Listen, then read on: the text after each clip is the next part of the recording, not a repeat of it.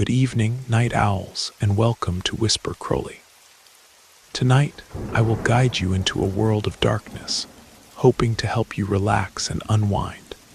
Perhaps some of you will even drift into a haunting yet soothing sleep. Before we begin, let me know where you're listening from and what time it is for you. And now, we begin. I've always had an overactive imagination. I'm an artist and was diagnosed with ADHD as a child, though I never took medication. My mind was always running at 1,000 miles per hour, wandering everywhere, and I spent most of my time drawing and inventing games. As a child, my imagination sometimes played pretty scary tricks on me, probably because of the horror movies I watched way too early. It seemed like there were sinister things lurking around every corner. But on one occasion, I knew it wasn't just my mind playing tricks. At the time, I was in 6th grade. I must have been around 12 years old, and I lived in a tiny town very close to a main highway. When I say tiny, I really mean it. The only important building the town had burned down about 20 years earlier, and after that, a high school kid died, so the place ended up kind of cursed. Today, what remains there is a cemetery, a lake, a post office, and a gas station, all scattered across about 4 blocks of the town. Another curious detail about this town is that in the early 90s, it seemed like it was growing. But now, it's become a dusty ghost town with about 40 people living there.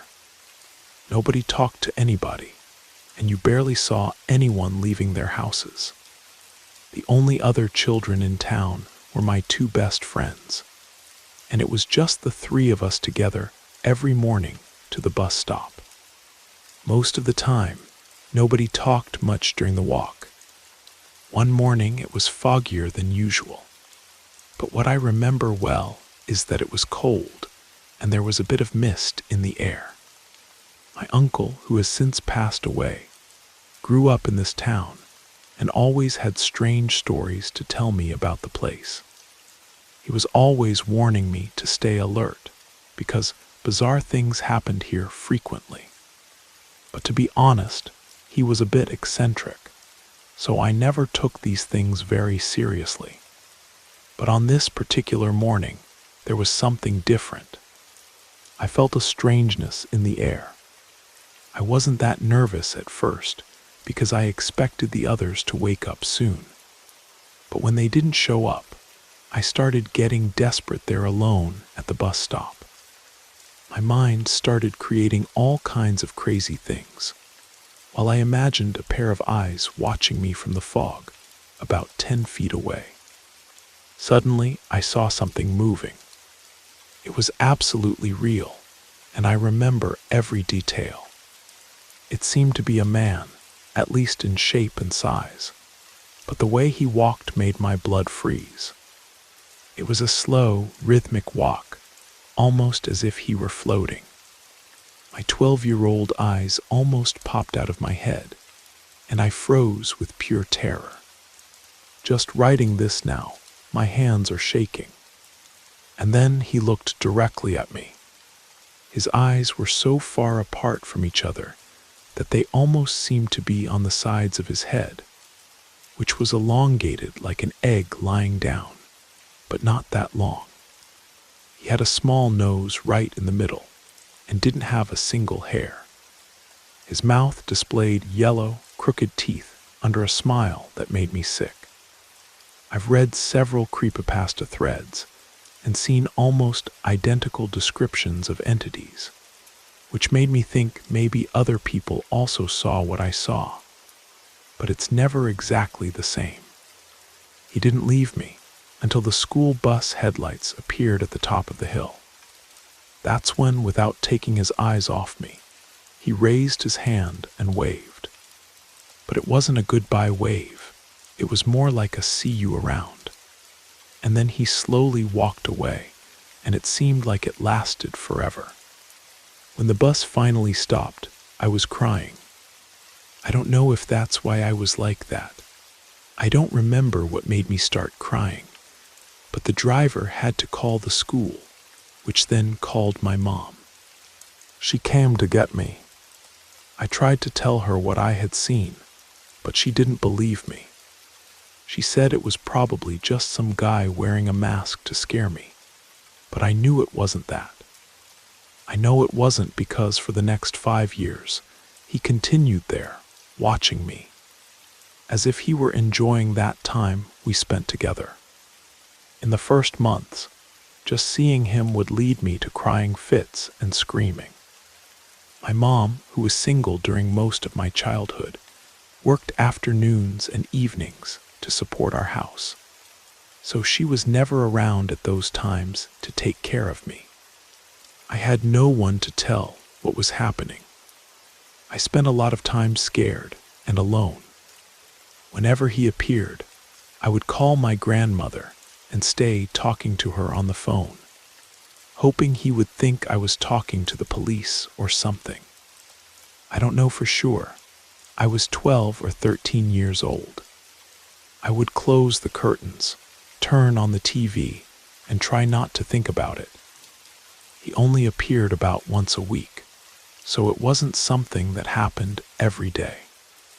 Over time, I realized he never actually got close to me. He didn't try to touch me or anything. He just stood there watching me, whether from outside the windows or in the cornfield right after the playground fence at school. I ended up getting used to him, and after a while, he became part of the landscape. Whenever I traveled or went on vacation, he didn't appear. This only happened in this small town. I remember once when I was about 15 or 16, I was walking with a friend. We were walking on the outskirts of town where the asphalt gave way to gravel, and the cemetery was next to the cornfield. That's when I saw him again, the being I had nicknamed Skinwalker. He was about 300 feet away, casually leaning against a tombstone without taking his eyes off me. Without taking my eyes off the Skinwalker, I asked my friend, "Want to take a walk through the cemetery?" And he agreed. We went in. It was already clear to me that only I could see the Skinwalker, so it wasn't a surprise when we passed close to him and my friend didn't notice anything. I remember it was the time I got closest to him. Up close, the details were much sharper. I'll never forget his skin. It was almost translucent. He wasn't just pale. He looked old and was looking directly into my eyes. His eyes were green, but a dark tone, not completely black, with a slight touch of yellow and brown. I still remember that despite being strange, his eyes had a certain beauty, but they were small and very far apart from each other. I had even forgotten my friend was there until he asked, "Why are you staring at that tombstone?" I looked at my friend and then back at the Skinwalker, but he was no longer there. Only an old, very worn concrete slab remained. I kept looking at it for a few seconds until I noticed the name engraved. John Doe, 1846 to 1847. I didn't pay much attention to it at the time until I realized that whenever I was in the cemetery, he was also there in the same pose, in front of the same tombstone, watching me. One day, while reading a book about the paranormal, an idea occurred to me. What if he was just a ghost trying to ask for help? That's when I came up with a plan. I got my bike and went to the cemetery. At the time, I thought if he tried to do something to me, I'd have a better chance of escaping with the bike. I don't know why this idea crossed my mind anyway. I got close to him, standing as always, and asked, "Can you hear me?" But he just stared at me with that empty look, not saying anything. "If you need my help, tell me." That's when he seemed to get irritated. I don't remember exactly what happened next. I just know I ran. I ran without looking back until I got back to my bike. When I got on it, he was still there, standing by the tombstone with his arms stretched in my direction, as if he were trying to reach me, calling me back, or maybe even regretful. I don't know. I didn't stick around to find out and pedaled as fast as I could home. After that, I didn't see him for a long time. Months passed, and I started getting more and more anxious, avoiding being alone or going out after dark. I was very afraid of running into him again, but at the same time, I felt a kind of guilt, as if I shouldn't have irritated him. I felt a certain pity for him. It was strange, but it was as if somehow we had become friends, and even today I feel like we are friends. The next time I saw him was while I was going to school by bus. I no longer needed to walk to the bus stop now that I was in high school, but I knew it was him. He was walking or dancing maybe on the sidewalk. It was just a glimpse, but he saw me pass by, and I knew he knew I was there. And that was it. His appearances started becoming rarer and rarer until one night, the last time I saw him. I was 17, and my mom announced we were going to move. Things were getting serious between my mom and her boyfriend, and we were going to move to his house. Our boxes were already being packed, and the house was for sale. It was around midnight, and I was alone as usual. I was sitting in the living room drawing with my materials scattered around me, focused on what I was doing, when something moved in the corner of my eye. But this time was different. He was inside my house. My first reaction was to scream, and he took a step back. I remember that moment was quite strange. Everything went silent, and he seemed to be afraid. We just looked at each other for a while, until I realized there was no reason to be scared, and I went back to drawing. He moved a little and ended up behind me, as if he were curious, wanting to see what I was doing. And then I remember letting him stay. He moved to my front, but wasn't looking at me. He was observing my drawings. I don't know exactly how long this lasted, but at some point, I realized he wanted me to draw him. So I started. At first, I went slowly, but then it became something natural. I sat there in complete silence drawing this figure, this strange thing that had accompanied me for almost 5 years. When I finished, I held up the notebook, and he seemed happy. Actually, he seemed radiant. His smile got bigger, and his eyes gained a softer expression. I think I ended up smiling too, and he liked that. I have no idea how long we stayed like that, but eventually he turned and went to another room, and then he was gone forever. My mom and I moved and got on with our lives. Today I'm 20 years old and live alone. I just wish I hadn't left that notebook with my mom, because now it must be lost in some storage unit. I also want to say something. Since I moved, every year I go back to that tombstone and leave flowers, and every year I hope to see him standing there, and I plan to keep doing this until the end of my life.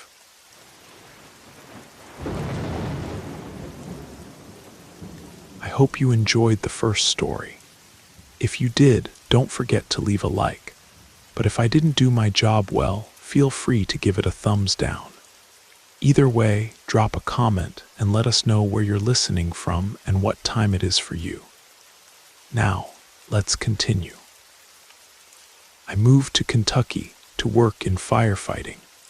and ended up acquiring a mountainous forest area at an auction, along with a house. The property was about 10 square miles. The previous owner had spent his entire life there and ended up passing away on the property. His family decided to sell the property quickly to make some money. I started planting more trees, even though the forest was already quite dense. I felt I could make it even fuller, especially around the house. I decided to install trail cameras because some trespassers were showing up on the property. But something seemed to really dislike this because it would rip the cameras off the trees, including one that was quite high up. I found several of them piled inside hollow trees. I grabbed my shotgun along with camping supplies and went to try to find the intruder and convince him to get off my land. However, I didn't find anyone, just some small four-toed footprints in the mud near the streams.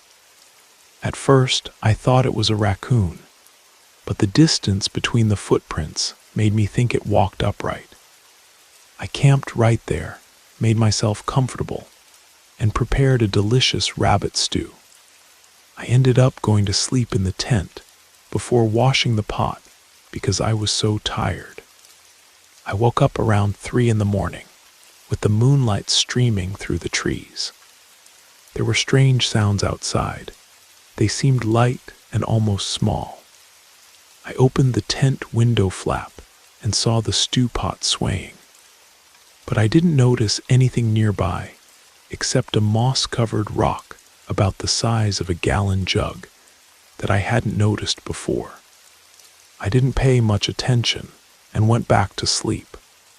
When I woke up again, I went to the pot to prepare something for breakfast. To my surprise, it was completely clean, and the moss-covered rock had disappeared.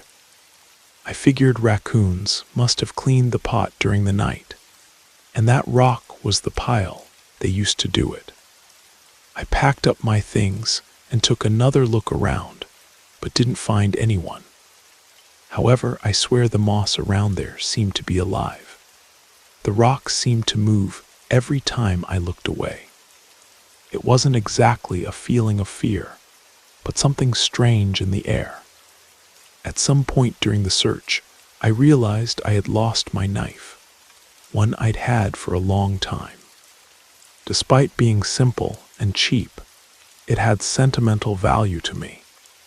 I went back home exhausted and frustrated, both from not finding anyone and from losing my knife, and fell asleep as soon as I arrived. I woke up to a light tap on the door. I got up half asleep, and as a precaution, glanced at where I keep my gun before opening it.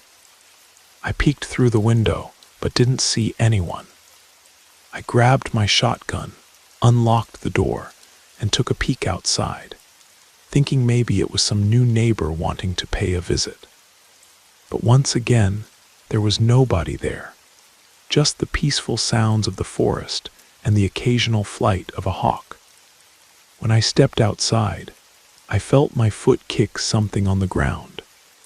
When I looked, I saw my knife there, resting in a small bed of flowers in the grass. I was confused, but at the same time happy to have recovered the knife.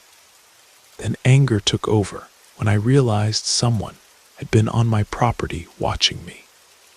I shouted a loud "thank you" and called for the person to appear because I wanted to talk to them. That's when I noticed 3 large rocks, all about the same size, lined up at the edge of the forest.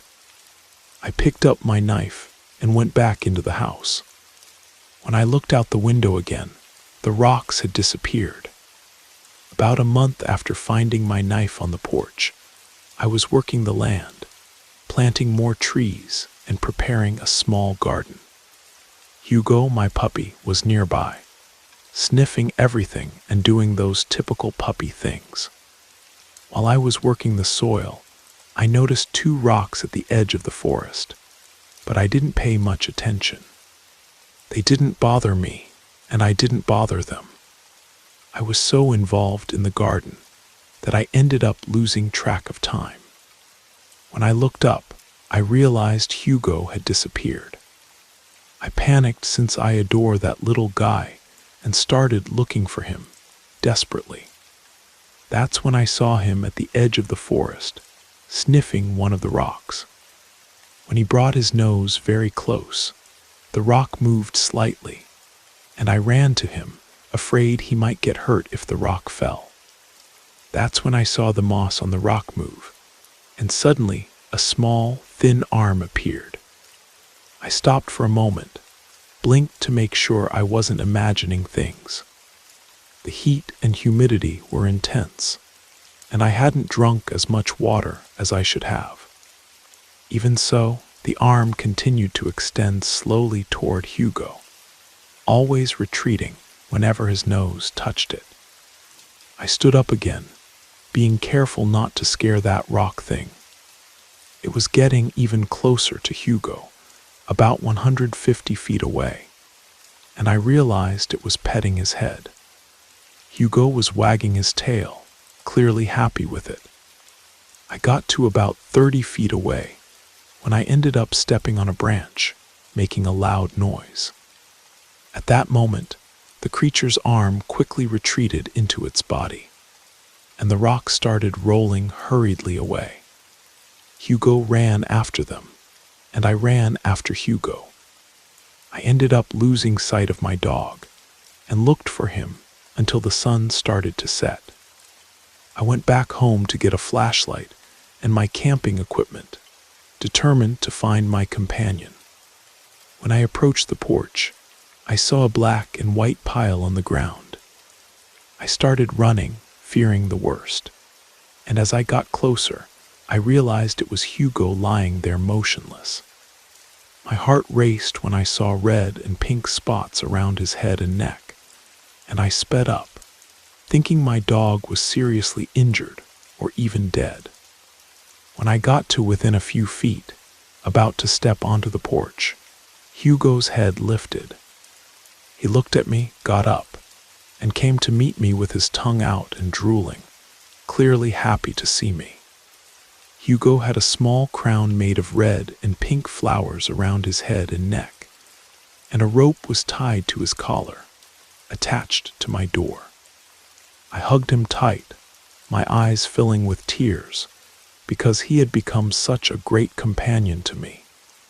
I stood up and with my heart full of gratitude, shouted a thank you to whoever had brought him back. Then I went into the house and went to sleep. I've been on this property for almost 4 years now, and I have many other stories about them if people want to hear more. I ended up creating a very strong bond with these little creatures, and I'm slowly trying to gain their trust.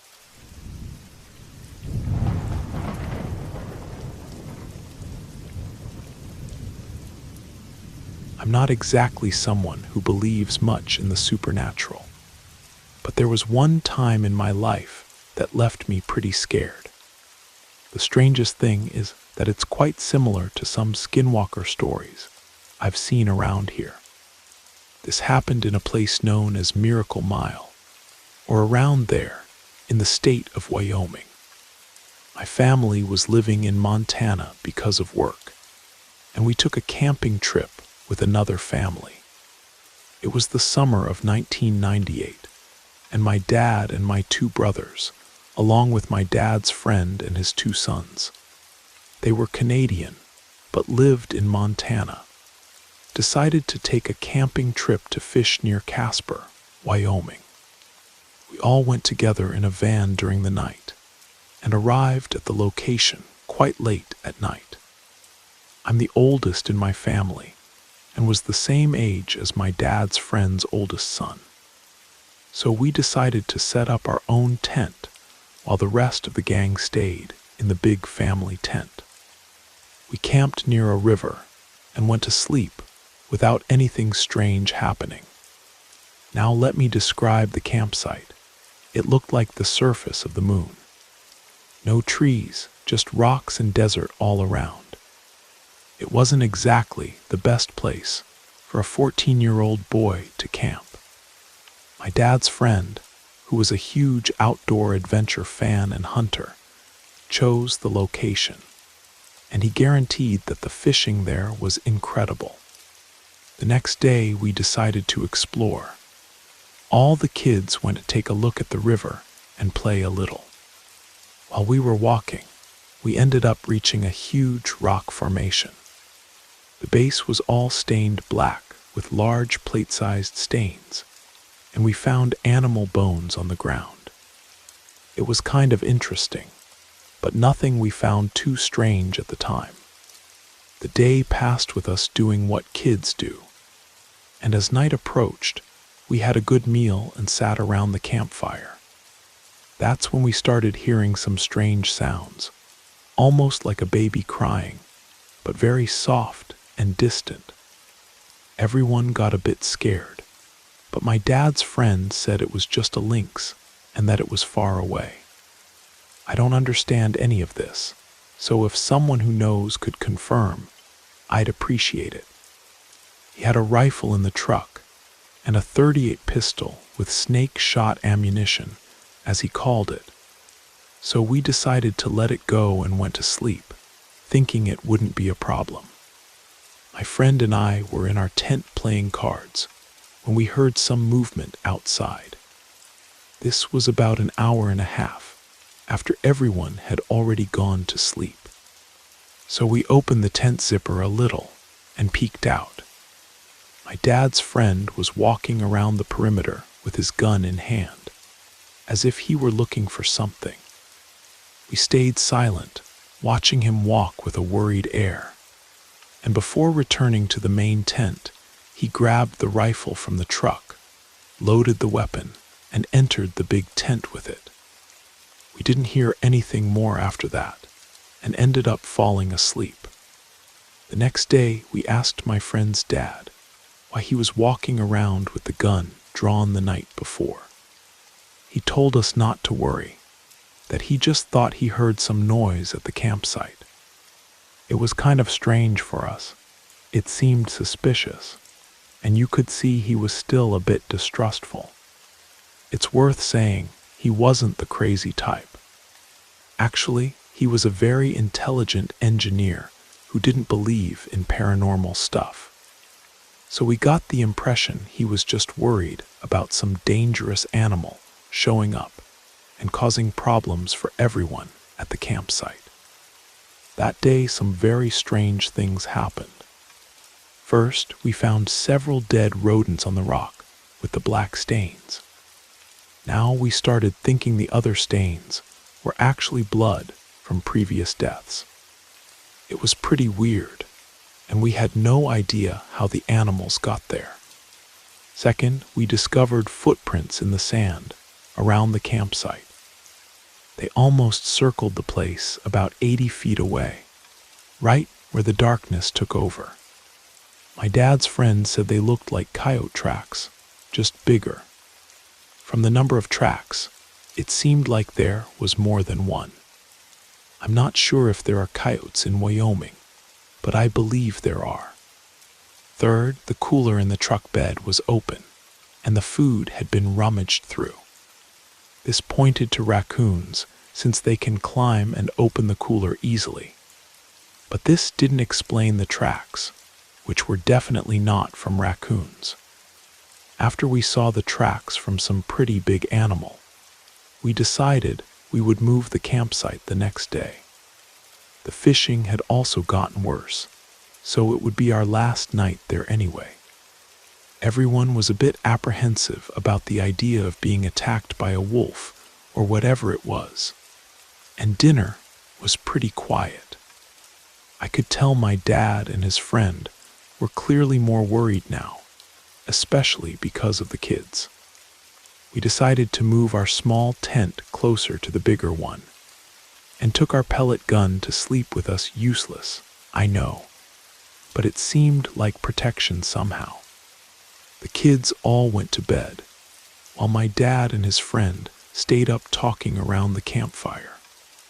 My friend and I kept playing cards until we heard my dad and his friend finally going to sleep, and soon we fell asleep too. In the middle of the night, we were awakened by sounds of plates and silverware clinking, as if something was messing with the food table.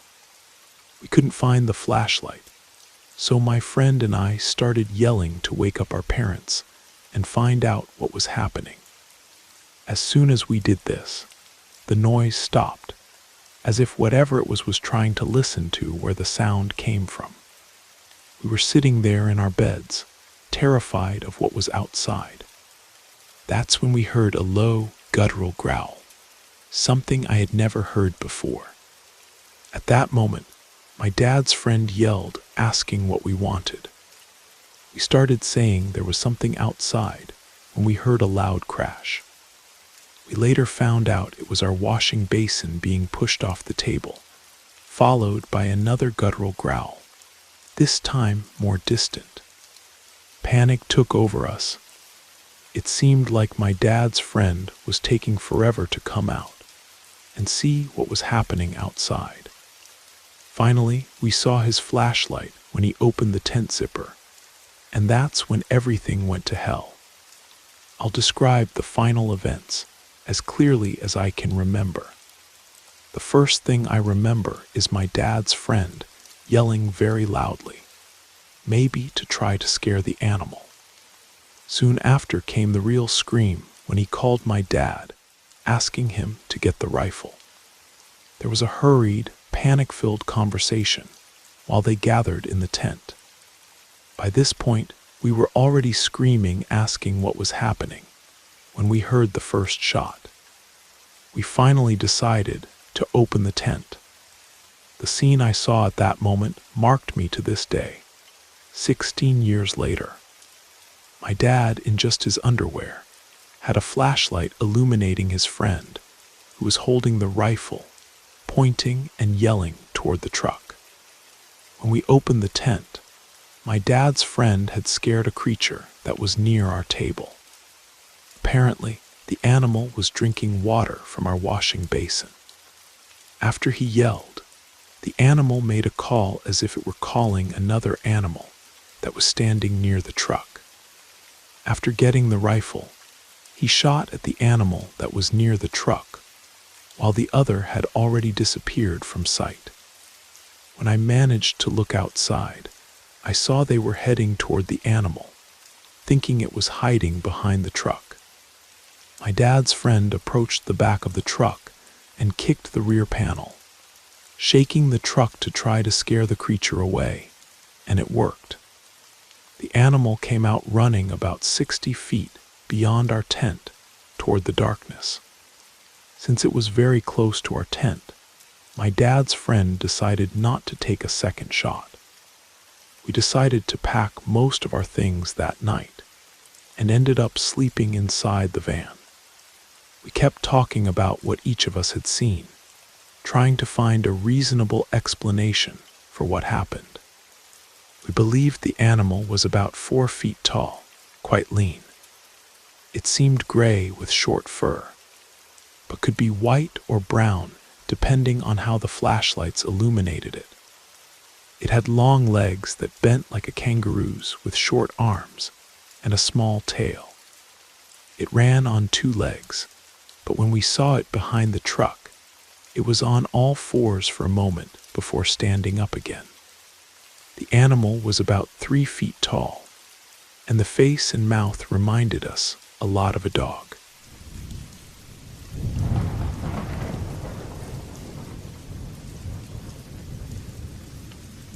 I'm living in a house with some guys pretty far from everything, practically in the middle of nowhere. What we have most around here are trees, and winter was especially harsh this year, but tonight wasn't too bad. Then suddenly the power went out. I looked through the enclosed porch just to see if it was only my house that was like this, but no, everything around was dark. I forgot to mention that I'm passionate about photography, and this will make a difference here.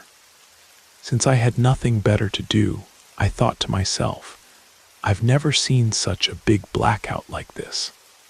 Maybe it's a good opportunity for some different photos.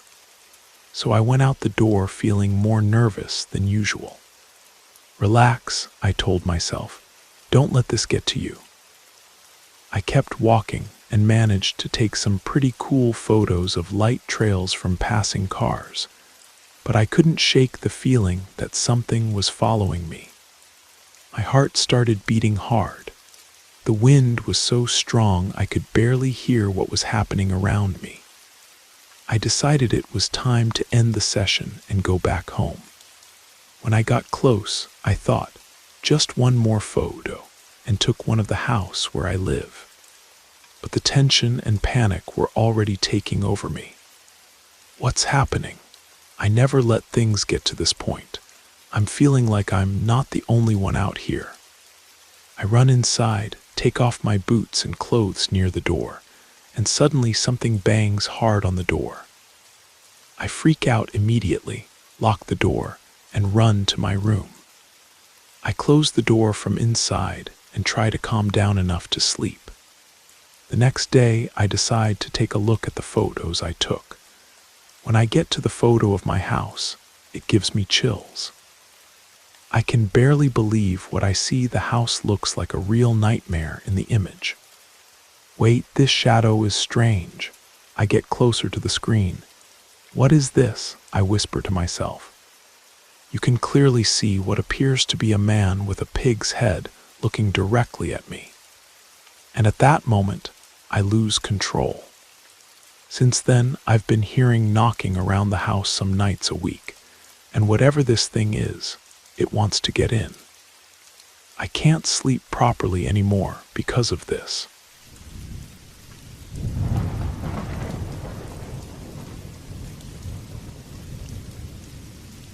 Last spring, I decided to go camping alone in a forest, about an hour-and-a-half drive from my apartment in Portland.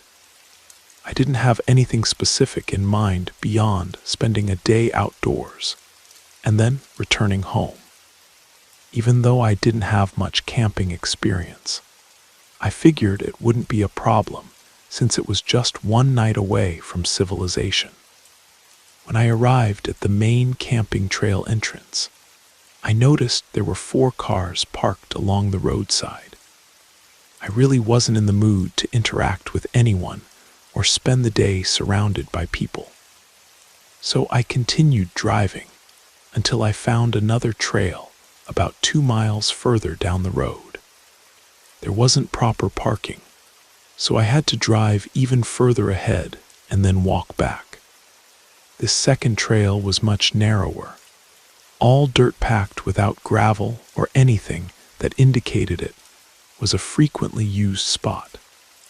I started walking along it, and the terrain was fairly flat with nothing but trees and bushes surrounding me in every direction.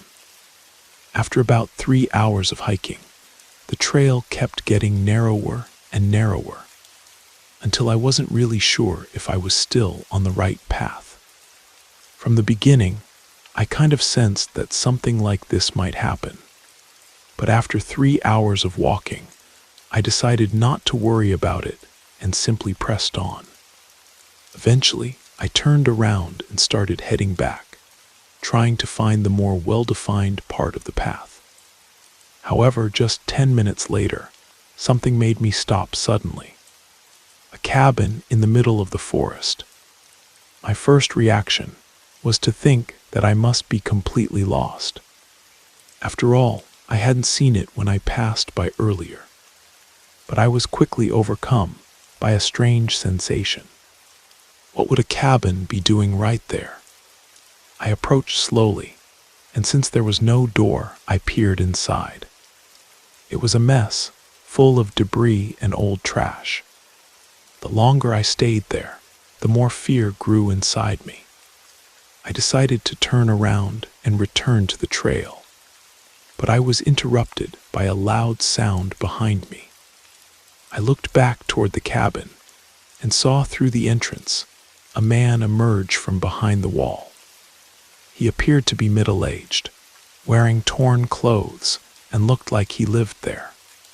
He stared at me with a strange, emotionless expression. Feeling nervous, I said sorry while quickly backing away. I looked back once and saw that he was still watching me as I distanced myself. I spent the next hour in a state of high alert, scanning every corner of the trail and making sure I wasn't being followed. When the sun began to set, my concern only increased, but fortunately, before it got completely dark, I found the central point of the trail.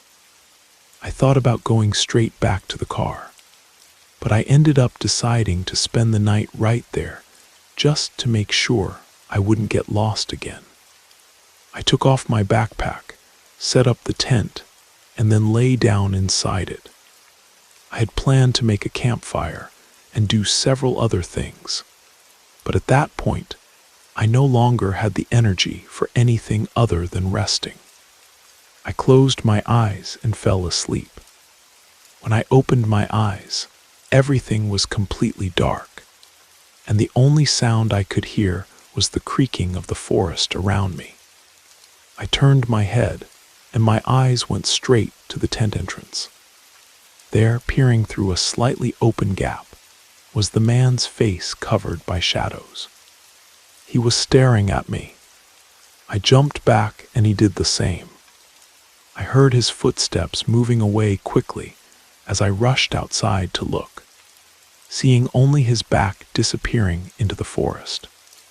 With my heart still racing, I quickly dismantled everything, threw it in my backpack, and followed the trail back to the car with maximum caution. I can't even begin to imagine what that man was about to do while I was sleeping. But the image of him watching me through the darkness is a horrible scene that still hasn't left my head. Obviously, I never went back there, and to this day I avoid talking about it because I know I'll never have answers.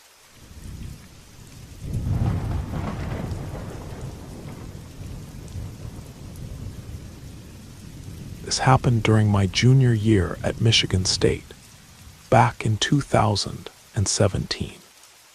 I was pledging Alpha Chi Rho, and we were nearing the end of the initiation process when my pledge class was told we'd be taking a trip to an abandoned hospital about an hour outside of East Lansing. Apparently, this was a tradition that went back several years. Every new pledge class had to spend a night exploring the place as a kind of final test before being officially accepted into the fraternity. I caught a ride with some of the older brothers, including a guy named Raphael, who I'd become pretty close with during the pledging process. There were about 10 of us total making the trip, which made me feel a little more confident about the whole thing. I'd never been to an abandoned building before, and the idea of exploring a hospital, especially at night, was both exciting and nerve-wracking. The hospital was located in what used to be a small industrial town that had been hit hard by the recession. We parked in the lot of an adjacent state park and hiked through about a quarter-mile of woods to reach the building. It was a massive structure, probably 8 or 9 stories tall, that had been abandoned for at least 15 years. The building was surrounded by overgrown parking lots and loading docks, all of it fenced off and posted with no trespassing signs. But one of the brothers who'd been there before knew about a window on the ground floor that had been broken for years and provided easy access to the basement level. I was wearing my new white Air Force Ones, which turned out to be a terrible choice for tramping through the woods, and then wading through the standing water that covered most of the basement floor. But I was more focused on trying to look cool in front of the older guys than on practical considerations. Raphael and I ended up toward the back of the group, as we made our way through the basement and up to the main floors. The sound of 10 pairs of footsteps echoing through the empty corridors was both reassuring and eerie. Reassuring because I wasn't alone, but eerie because it emphasized just how vast and empty the building was. We climbed to the second floor and started exploring the patient rooms and nursing stations.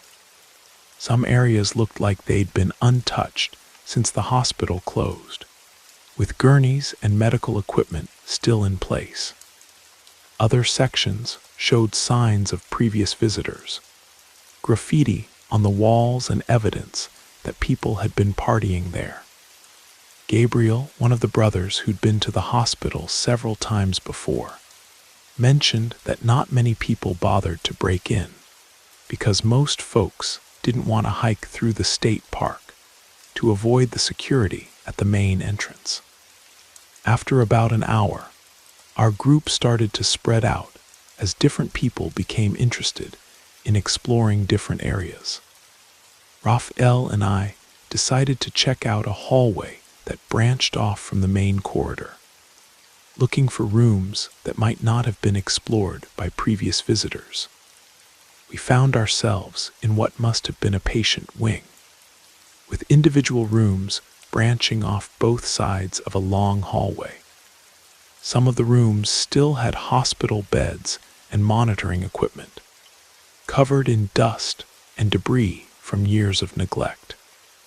We were examining some kind of vintage medical device in one of the rooms when I heard footsteps in the hallway outside.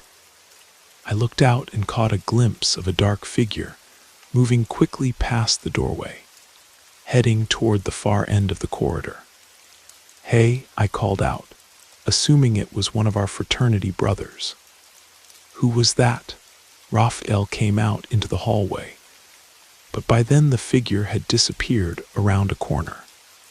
We walked to the end of the corridor, and I could see someone standing motionless at the junction where our hallway met another wing of the building. The lighting was so poor that I couldn't tell if the person was facing toward us or away from us.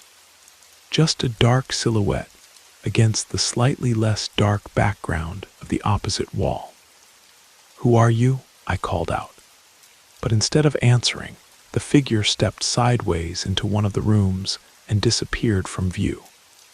This struck both Raphael and me as odd behavior, even for a group of college guys exploring an abandoned building. We decided to head back toward the area where we'd last heard the voices of our fraternity brothers. As we were walking back through the corridors, we began to hear the familiar sound of our friends talking and laughing somewhere in the distance. But just as we were getting close enough to make out individual voices, we heard something that made our blood run cold. It was a scream, not the kind of startled yelp you might expect from someone being surprised in a dark building, but a prolonged, agonized shriek that sounded like someone being tortured or killed. It was definitely a woman's voice, and it seemed to come from the exact area where Raphael and I had just been exploring. The scream was so loud and so horrifying that it immediately silenced all the other sounds in the building. We could no longer hear our fraternity brothers talking, just the echo of that terrible cry reverberating through the empty corridors. Raphael and I ran toward the sound of our friends' voices, shouting that we needed to leave immediately. We found the rest of our group already moving toward the staircase that led back down to our exit point. As we were running down the stairs, we could hear heavy footsteps somewhere above us. Not the sound of our group, since we were all accounted for and moving in the opposite direction. Someone or something else was in that building with us, and they were following our route toward the exit. We reached the basement level and made our way toward the broken window as quickly as possible. I ended up near the back of the group again, which meant I was one of the last people to climb out of the building. As I was crawling through the window, I was genuinely afraid that someone would grab my legs and pull me back inside. The feeling of vulnerability as I squeezed through that narrow opening, with unknown footsteps echoing somewhere behind me, was absolutely terrifying. We ran through the woods back to our cars, without stopping to catch our breath or discuss what had happened. It wasn't until we were safely back in the parking lot that I told the group about the figure Raphael and I had seen in the corridor. The timing seemed significant. We'd encountered someone in the area where the screaming had originated, and then heard that horrible sound just minutes later. After that night, I lost most of my interest in exploring abandoned buildings. There's something about being in a place where you're not supposed to be, where you can't call for help if something goes wrong. That brings out a primal fear I'd never experienced before. I still don't know what we encountered in that hospital. It could have been homeless people who were using the building for shelter, or drug users who didn't appreciate being disturbed. It could have been someone with mental health issues who was dangerous to strangers. Or it could have been something else entirely, something that had made that abandoned hospital its home and didn't want to share the space with curious college students. All I know is that whatever we heard that night wasn't human, and whatever we saw moving through those corridors wasn't someone who belonged there any more than we did. Some places are abandoned for good reasons, and some buildings should be left to crumble in peace.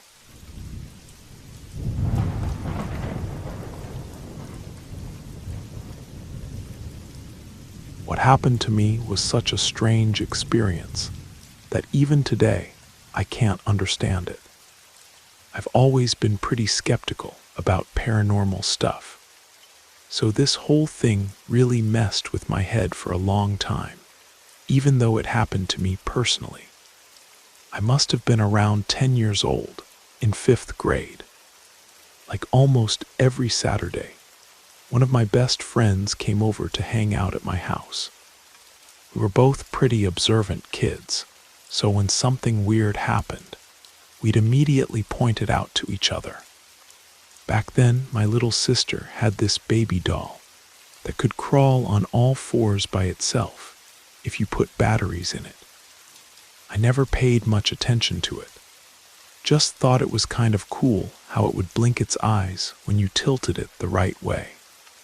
One day we walked into the game room, and there was the doll, sitting right in the middle of the floor. At first, we didn't think much of it, since I'd seen that scene plenty of times before. But then I thought about it, and realized it was kind of weird for it to be there, considering my sister hadn't played with that thing in years. Still, I just tossed the doll against the wall, so it would hit and fall near the toy box. My friend, let's call him Johnny, liked to switch between playing outside and inside, so we went out for a bit. Everything seemed normal until we came back.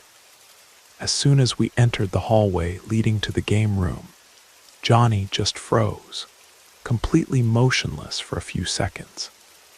I followed his gaze and saw the electronic doll crawling down the hallway, coming straight toward us. Now it was designed to do that. That was the toy's main function. But since it was old and well used, it was dragging itself in this really strange way as it moved down the corridor. I looked at Johnny, and we immediately thought the same thing. It had to be my sister. It had to be, because that doll wouldn't work with the old, leaking batteries that were still in it. We both went over to the doll, and when we picked it up, it let out that typical crying sound that activated when someone pressed it. We called for my sister, but got no response.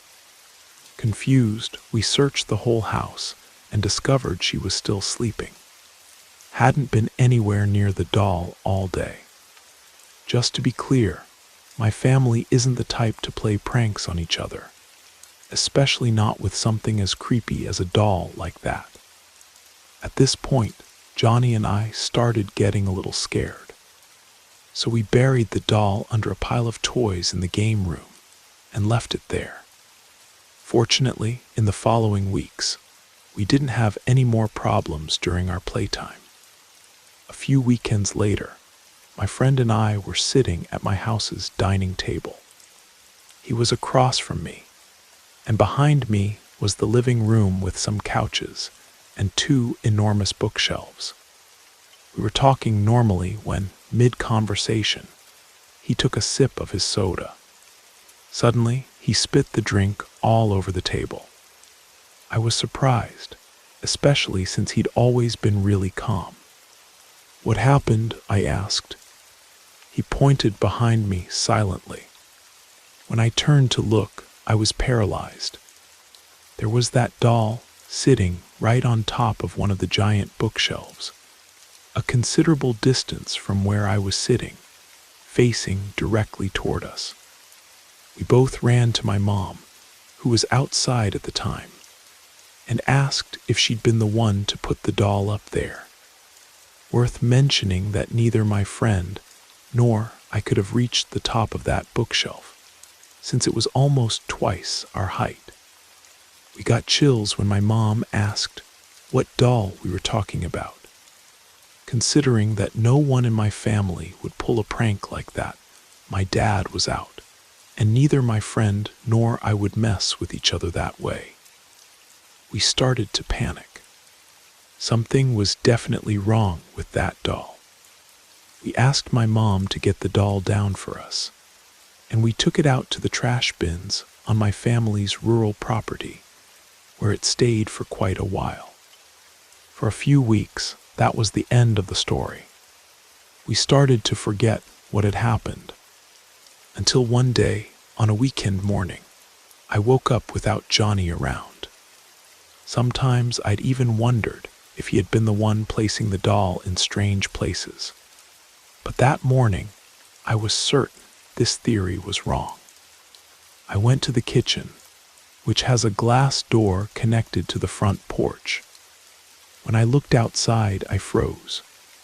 The doll was stuck in the middle of the pathway leading to the glass door, as if it had been crawling toward the door, with its face turned down toward the ground. I told my mom everything about what Johnny and I had been through. She's a religious person who doesn't usually get scared of much, but for some reason, dolls had always made her uncomfortable. She immediately went outside, grabbed the doll, and said she'd take care of the problem. I asked her later what she'd done with the doll, and she told me she'd waited for it to dry since it was soaked from the rain, then burned it, throwing what remained of the plastic and electronic parts in the trash. We never had another experience with that doll. But to this day, I wonder what could have caused all of that, since it didn't make sense for it to be anyone in my family. Like I said, I'm a skeptic, but this story still intrigues me. The image of that doll crawling across our porch in the rain, face down, heading straight for our door, is something that will stay with me forever. Sometimes I catch myself wondering if we really destroyed whatever was controlling it, or if we just got lucky that it finally moved on to terrorize someone else.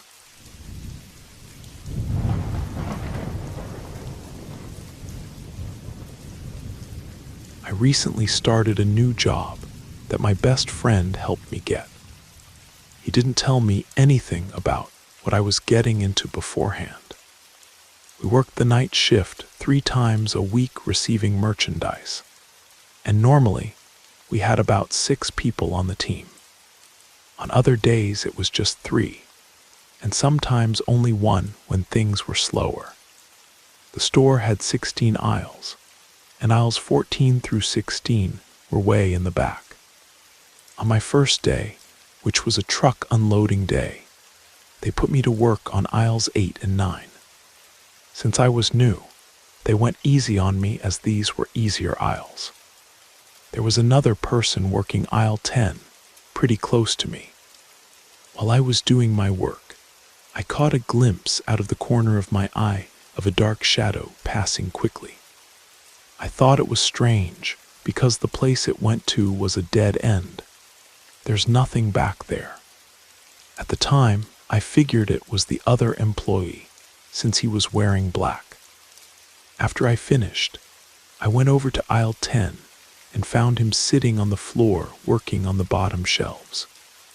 "Did you walk past me a few minutes ago?" I asked. But he said no.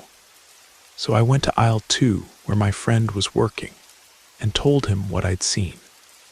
He told me he also saw these shadows, but hadn't told me anything beforehand. He wanted me to discover it myself and come tell him about it. He explained that he always sees the shadow out of the corner of his eye, but when he looks directly, it disappears. After a few months, new people started working there, and they also began seeing this shadow moving around. They'd come to us to talk about it, and we never said anything beforehand precisely, so we wouldn't influence what they might notice. One time I was working with another colleague. My friend had taken the day off. It was around 6 in the morning when we finished work and went to the front of the store to get ready to open and be replaced by the morning crew. We were talking about the strange things we'd experienced there, the dark figures, the footsteps, weird sounds. When suddenly we heard a loud plastic bag noise, and a package of bread flew off the shelf a few yards from where we were standing. We looked at each other in disbelief at what we'd just seen and heard. We went over there, picked up the bread, put it back in place, and tried to figure out how it could have fallen. We couldn't. We hit the side of the shelf, the base, nothing. Then I hit my hand on the bag, and it made the same sound we'd heard before. The bread had been thrown forcefully off the shelf. Then out of nowhere, the doorknob of the office behind us started shaking very rapidly. We stood there stunned. That movement lasted only a few seconds until we heard the front doors opening. The morning manager had just arrived. In another situation, just before midnight, a cashier came rushing in my direction. She stopped and asked if I had knocked on the bathroom door. "No, you came from that direction, and I was walking in the opposite direction." "There's no way it could have been me," I replied. She asked where the other employee was. I answered aisle 16, way in the back, and my friend is in the office, which I just left. She left in a hurry, and the next time I saw her, she was clocking out and leaving quickly. Later, my friend told me she went to the office and asked to see the camera footage near the bathroom from about 10 minutes earlier. Since he was the night shift manager, he had access to the system. When he rewound it, it showed her entering the bathroom. But suddenly, the screen filled with static for about a minute, and only returned to normal when she was already coming out in a hurry. That minute of static was exactly when she said she heard 3 loud knocks on the door.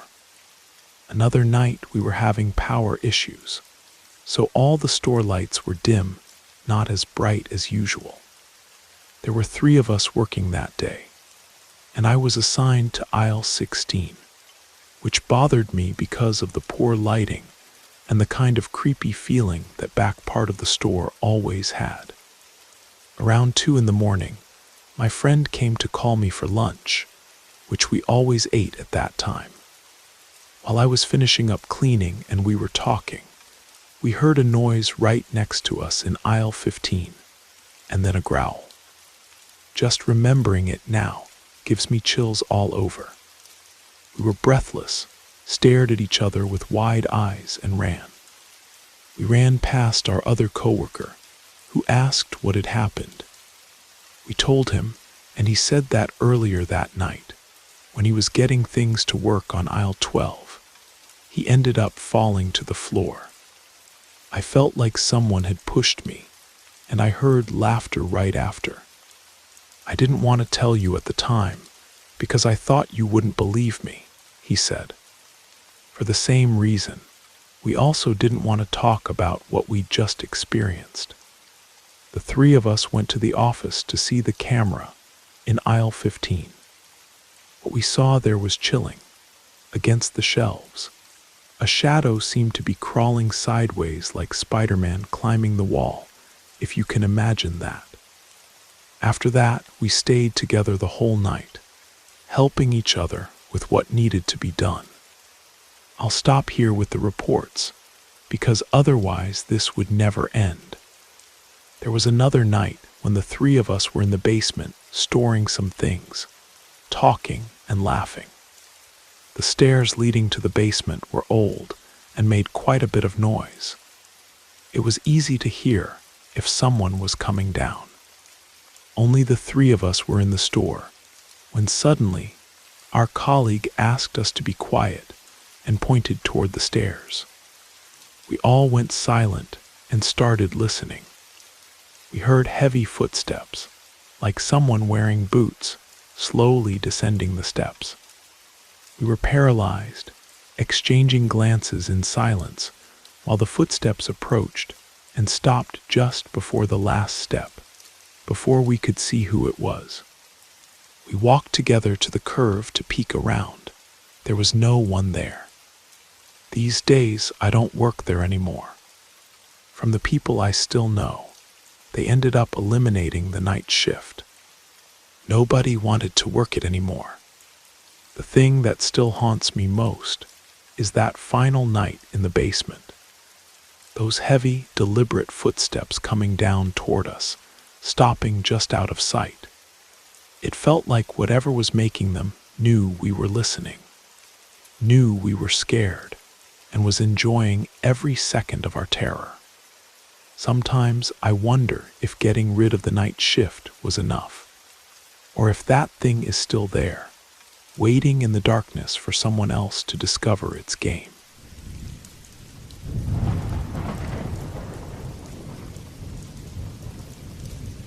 I have many stories about the apartments where I lived, but I'll share this one. My grandmother had a very special way of alerting us when something was about to happen. I always heard her tell stories about spirits of relatives, but I found it all fascinating and nothing more. I was quite skeptical, but listened anyway. We lived in an apartment with some strange activity, but we didn't pay much attention to it. When we moved to a larger apartment that belonged to my uncle, my grandmother and I were carrying some bags up the stairs when she suddenly stopped and seemed uncomfortable. "Are you okay?" I asked. She told me there was something in that building that didn't want us there. Since I was the skeptic in the family, I just replied, "Well, it's too late now, isn't it?" Later, I would regret joking about it. It was a little before Christmas of 1996, in my mom's apartment. When you entered and sat on the couch, you could see straight into the kitchen. She was watching her favorite movie, It's a Wonderful Life, and I was half bored, paying little attention to the TV. Suddenly, out of the corner of my eye, it seemed like something flew through the doorway. I looked, and as always, I thought I was just tired. Then it happened again, going the other way. I looked again and told myself I must be hallucinating. But once more I saw something in the doorway, and this time I thought, I'm not going to look. But like in horror movies, when you tell the character not to go and they do anyway, I looked. And there it was, in the doorway, the outline of a man. But it was just a shadow with no details. Now I could see it clearly. It didn't make sense, but I couldn't look away. It felt like it lasted forever, but it was probably only 2 or 3 minutes. My brother asked me what I had seen, and that's when I realized I wasn't sure. He went to the kitchen with our dog, looking around, and the dog started growling in that low way. Something he never did. But suddenly, he let out a yelp as if he'd been hurt. He ran into the living room and hid under the couch. We never found out what that thing was, but we moved out a week later. Recently, I drove by there and saw the place was being renovated, turning the old apartments into a real house, tearing down walls and everything. All I can think is, did it come back?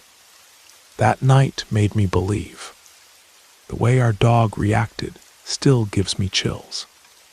Dogs sense things we can't, and the terror in his eyes as he scrambled under that couch told me everything I needed to know. Whatever was standing in that doorway wasn't human, and it definitely wasn't friendly.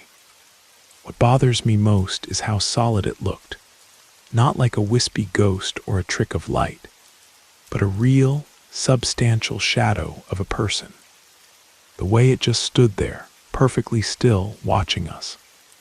I've always wondered what it wanted, why it was there, and most importantly, what would have happened if I tried to approach it or speak to it.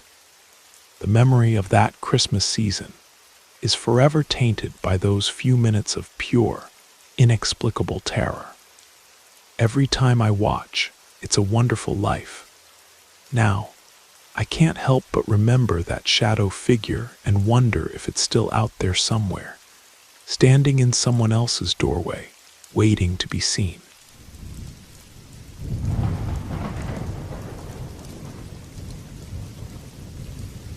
My family moved to my childhood home when I was about 2 years old. My older sister was 5 at the time.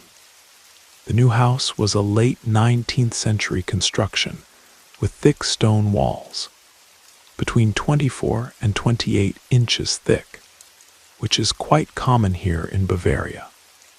Unfortunately, I don't know anything about the people who built or lived there before. I only know the men from whom my parents bought the place. Personally, I was always somewhat skeptical, mainly because I didn't see anything strange during my childhood or adolescence. But my older sister had a different experience. On a hot summer day in late July or early August, we were playing in the yard near the enormous piles of firewood we had stacked to dry. Each pile was about 6 feet high and at least 16 feet long. When we took a break from playing, I went inside to get something to drink. My sister stayed outside and walked around the wood piles. When I came back, she seemed a bit confused and even scared. So I asked what had happened. She told me that as soon as I went inside, she saw a head peeking from behind the wood piles and moving along them.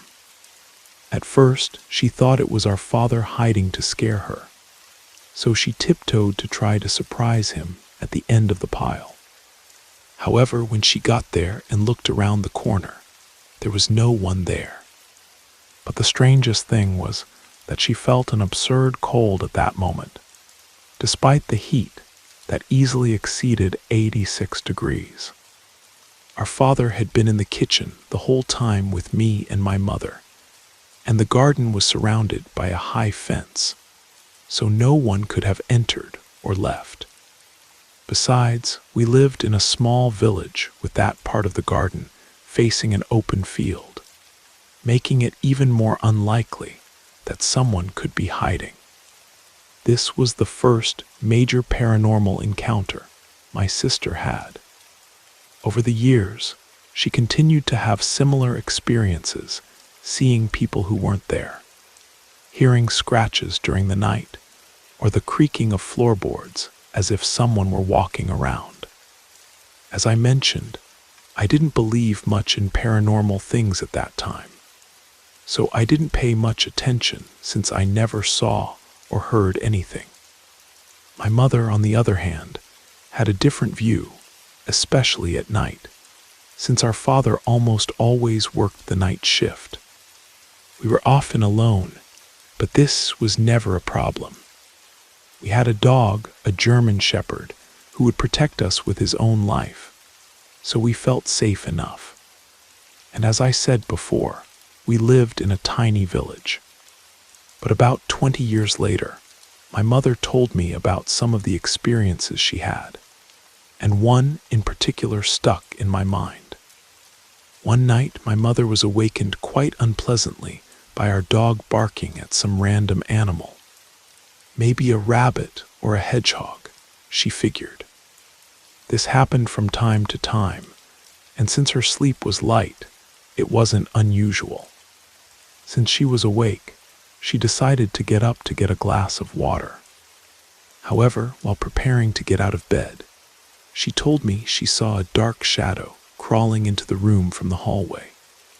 At first, it looked like just a black stain, but soon it began to rise from the walls and floor, floating in the middle of the room and approaching her quickly. She described the thing as a large stingray suspended in the air with a head, without any details in the middle of that dark mass that formed its body. The fins extending from this figure stretched in her direction. My mother was paralyzed with fear, unable to react, and when the creature was about to reach her, it disappeared into thin air. Still in shock, she sat on the bed for a few minutes until she hid under the covers. And that night, she gave up on getting that glass of water. Now talking about my first personal experience, which to be honest wasn't as scary, but still gave me chills. My grandmother passed away in 2021, and after the funeral, my whole family gathered at the house where I grew up.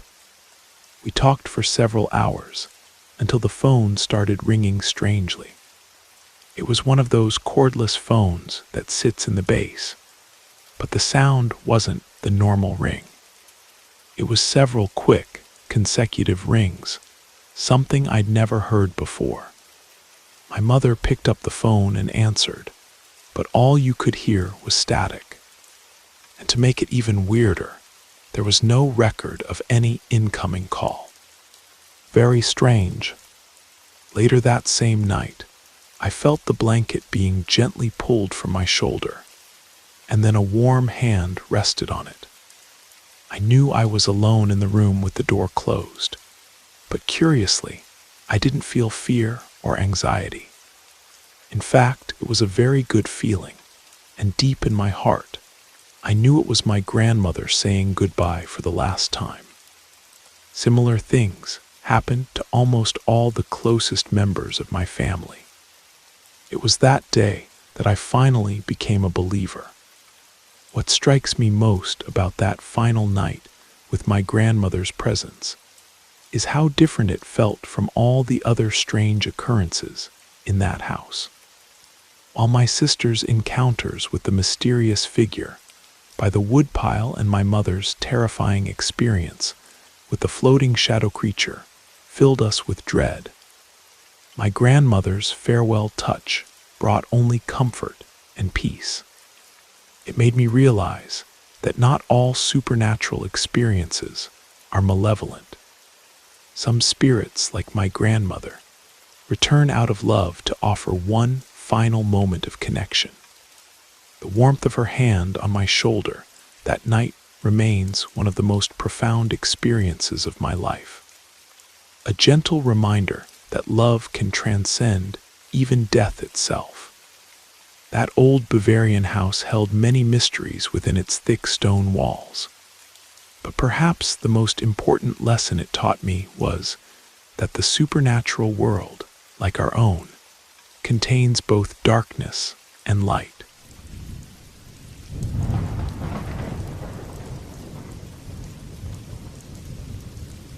My family owns property that is literally in the middle of nowhere.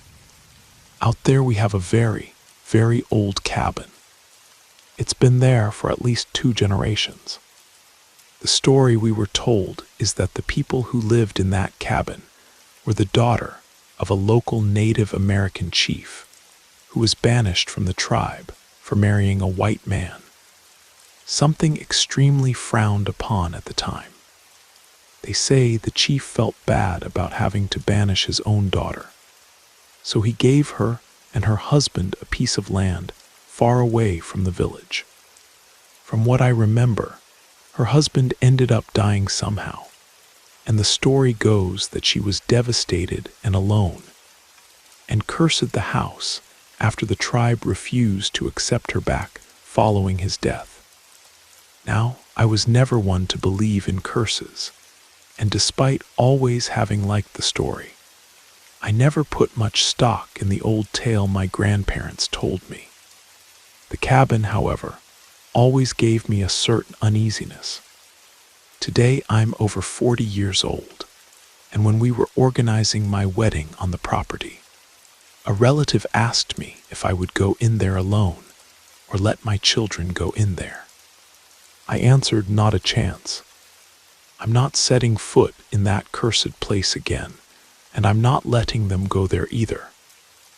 And I'm not the only one in the family who thinks that way. Throughout my life, that cabin always seemed strange and gloomy, regardless of the time of day. I've heard other people describe a feeling of heaviness in the environment, and I think that's a good way to put it, a dark, weird heaviness. Even on the sunniest days, that place always had that vibe. There were always a bunch of dead flies around the windows, and the furniture was old and covered in dust. From the moment I walked through that old screen door, I already felt uncomfortable. There was never a clear reason for it, so I always attributed that feeling to my imagination, which might have been a bit exaggerated. When I was in my 20s, my girlfriend and I decided to spend summer vacation on my family's property. There were quite a few people there, and I remember there were several trailers, campers, and RVs. Since sleeping space was somewhat limited, I decided to stop acting like a coward and face my fear of the cabin. I went in with our stuff, threw the bags on the bedroom sofa, made up one of the beds, and my girlfriend did the same on the other one. The night was super fun. We spent time talking, laughing, and roasting marshmallows by the fire. When it was quite late, we went back to the cabin to sleep. My girlfriend is very funny, and we always have good laughs when we're together. So we were pretty relaxed with no tension in the air. We lay down in bed and kept laughing and chatting until we heard some strange noises, and my girlfriend got scared. I tried to calm her down, explaining that the cabin was quite old and there were probably rats around, so it was better not to pay attention. She held on tight in her bed 2 more times when we heard those scratching sounds, until suddenly she jumped into my bed. I didn't mind, since I wasn't very comfortable in there either. We lay there listening to the noises again, and I started explaining exactly what we were hearing, since I was used to rats in some parts of the property. When the scratching repeated, I said they were just looking for food, and that seemed to make my girlfriend a little calmer. Suddenly, we started hearing knocking on the walls and in the living room. There's a bathroom in a small hallway between the bedroom and the living room. And honestly, it's the scariest part of the cabin, without a clear explanation why. My girlfriend was so terrified that I suggested turning off the bedroom light, so maybe we could see what was causing the noise, hoping we wouldn't step on some lost little rat. I jumped from the bed to the sofa that was right next to the door and light switch. I found the switch quickly and turned on the light. We both looked around trying to find any sign of, well, anything. But we didn't see anything. I said it was probably rats, and they must have run away when I jumped. I turned off the light again, and we waited to hear another sound so we could turn it on and try to catch them in the act. After a few seconds, we heard a thud in the bedroom and a crash in the living room. I turned on the light and laughed, because once again there was nothing in sight. I got off the sofa, and out of nowhere my bag flew from the sofa to the other side of the floor. My girlfriend screamed, and I could only say screw this as I grabbed her, and we ran out. As we passed through the bathroom, heading to the living room, I saw that all the furniture was upside down, as if someone had thrown everything around. I didn't mention this to her. We ran toward the kitchen and the screen door, and suddenly it occurred to me that maybe my uncles were pulling some prank since they loved doing that. When we got near the screen door, I saw that the latch was still locked. There was no other entrance. The back door was also locked. So we ran straight to my parents' trailer and told them what happened. My dad went back with me to the cabin to check on the furniture, and everything was back in place. I can't explain it. I have no idea what that was or why it happened. I don't know if they believed me, or if any family member believes it to this day, except my brother, who has the same feeling about the cabin. But honestly, I don't care. My girlfriend Carolina knows what happened, and so do I, and I'm never setting foot in that cabin again. We talked about it once a few years later. She looked at me and asked, "You saw that all the furniture was scattered around, didn't you?" I don't know if it was comforting or not to realize she had also seen that. Now we've moved to a rural area in a small town. The house is old, and we hadn't spent much time here before strange things started happening. One of the first nights, we still only had a few pots and pans unpacked because we were in the middle of renovating. So we washed one of the ones we used by hand and left it drying on a towel on the counter. In the middle of the night, I heard a loud crash, but then nothing followed. I asked my husband to take a look, but he found nothing out of place. When I woke up in the morning, I saw the pan was on the floor with a big dent. Honestly, I have no idea how it fell from the counter. I didn't feel any strange presence or anything like that, so I ended up not thinking much about it. But after that, other weird things happened. One day around 11 in the morning, I was sitting on the bed with my cat, reading. Suddenly my cat, who until then I'd only heard meow, sat up, stared at the bedroom door, and started growling, then hissing. I couldn't see anything, couldn't hear anything, it was just strange. About 6 months later, I was lying in bed at night with my dog, a golden retriever named Ryan Reynolds. Yes, that's really his name, reading, trying to relax to fall asleep. That night I was home with my kids, and my husband had traveled for work. So even though it's a small community full of good people who look out for you, I still felt a little anxious. Anyway, I was about to finish my chapter and go to sleep when suddenly I heard someone running down the hallway. Ryan Reynolds jumped off the bed and looked at me. I have an autistic son with some health problems who tends to talk in his sleep, so I thought sleepwalking might be his new trick, though running isn't exactly his forte.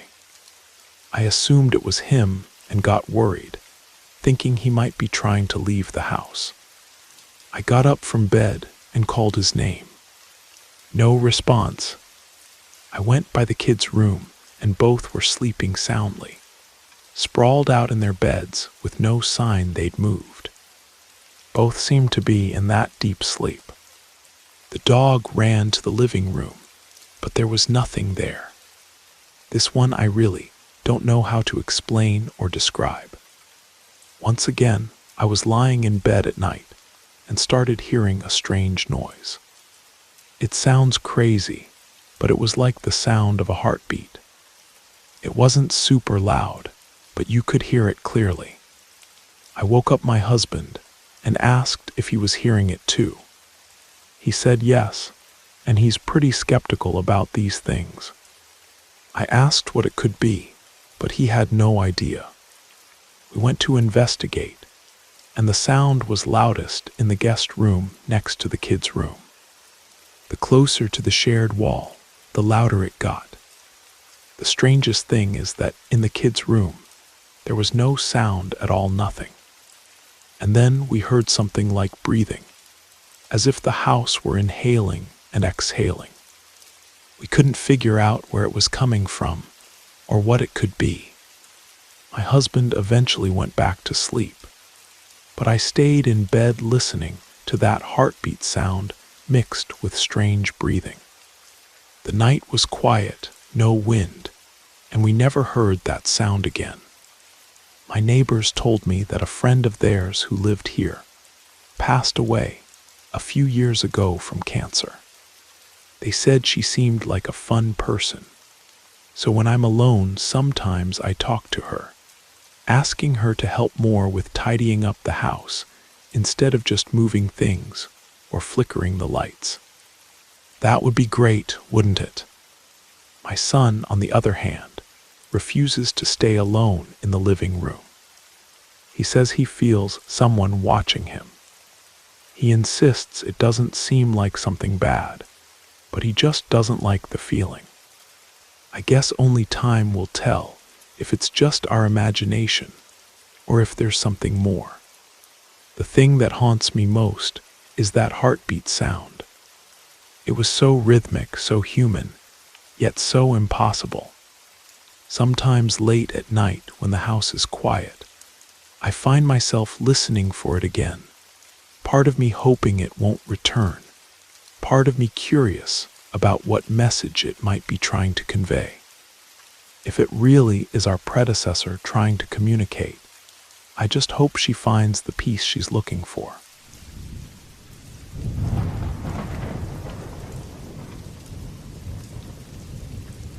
It seems like everyone has scary ghost stories, but it's not every day you hear someone tell a peaceful ghost story. Well, I have one. The first one involves my grandmother's friend, who lived right across from her house for many years, until she passed away one day. We used to visit her and help her with household things since, despite being independent, her family lived far away. And sometimes she needed a hand with some heavier tasks. Just so you understand, this lady was Irish and loved to play with us. She would hide around the house and was always playing pranks on us. She walked through the house almost as quietly as a breeze, and from time to time she would appear out of nowhere and give us a little pinch while saying, "Hey, boyo." But as always happens, the day came when my grandmother's friend passed away. We went to the wake to pay our last respects. I remember being in line to greet the family and offer condolences when out of nowhere I felt a pinch on my back and heard someone whisper, "Hey, boyo." I jumped right away, but fortunately no one noticed. For a long time, I swore it was the old lady playing one more prank. Today, looking back, I think she was just saying goodbye. Years after her friend's death, it was time for my grandmother to pass away too. Nothing extraordinary happened at the time, so these details aren't very relevant. What matters is that after that, my grandfather was never the same. Decades later, he also passed away, joining her. when we did a final walkthrough of the house before letting a relative move in, I decided to go back to my grandmother's room. As soon as I opened the door, I felt an unexpected warmth and saw a brief golden glow in the corner of my eye. I think she came back to get my grandfather. A few months after that, it was my own mother's turn to pass away. Her death was more sudden than the others, so it took us a while to get used to the idea. When my sister came to help me organize our mother's things, she brought my nephew and a little girl along. After we had already gone through the boxes and were saying our goodbyes, I opened the back door to let the cool October air in a bit. Out of nowhere, the little girl pointed behind me and asked, "Who is that lady waving?" We looked in the direction she was pointing, thinking maybe it was a neighbor walking their dog, but there was no one there. And then the girl asked, "Is that your Nana?" Nana was what my nephew called my mother back then because he was still learning to talk. And of course, the boy got all excited and said yes. All the adults just looked at each other in silence.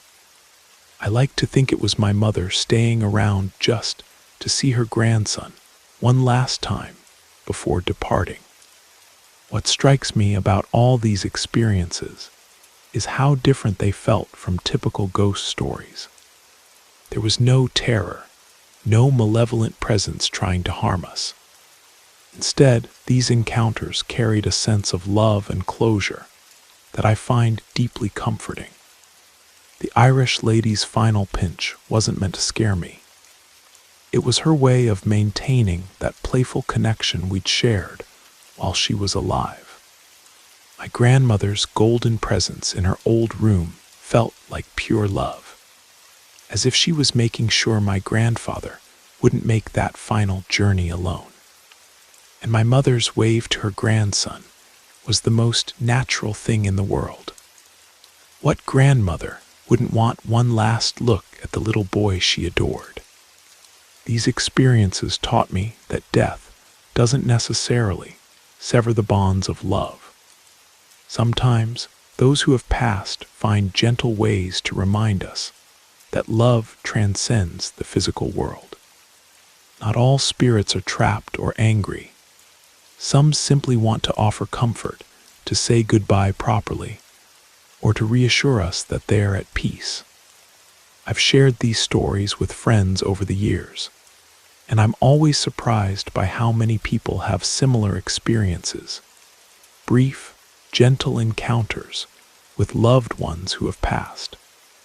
We just don't talk about them as much because they don't fit the dramatic narrative we expect from ghost stories. But perhaps these quiet moments of connection are more common than we think. Small miracles that happen when love is strong enough to bridge the gap between worlds. They remind us that not everything supernatural is something to fear. Sometimes it's something to treasure. The warmth I felt in my grandmother's room, the innocence of that little girl seeing my mother wave goodbye, the familiar mischief of an old family friend's final prank. These weren't hauntings. They were blessings.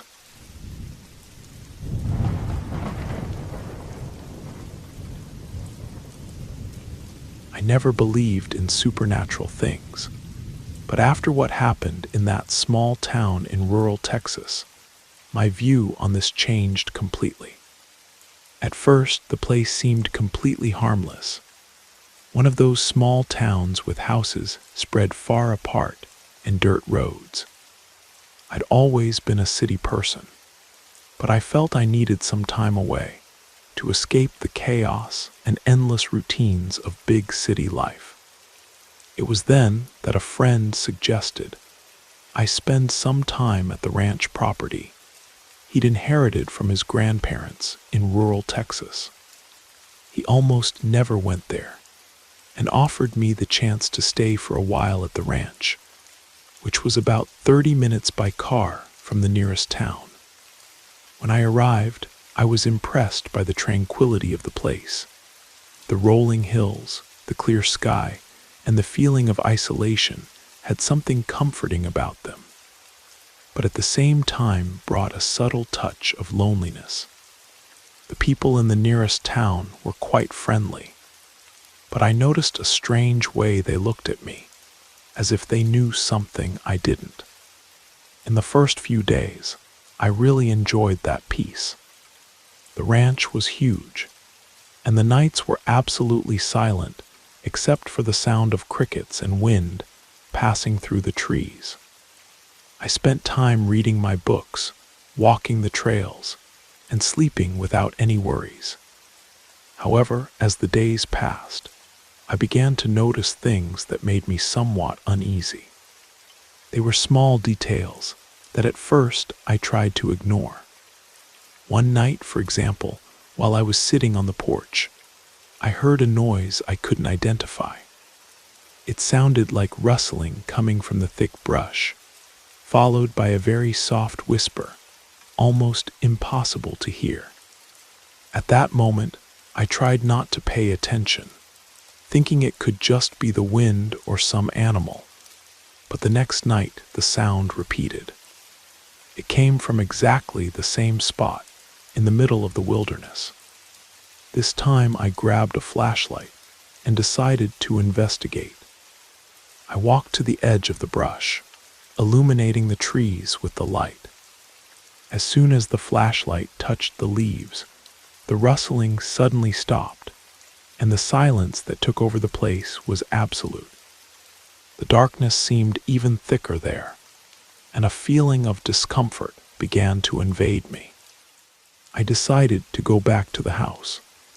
The days that followed were strange. I began to notice that some things were out of place when I woke up. Objects that I had left in one corner of the house appeared in another, as if someone had moved them during the night.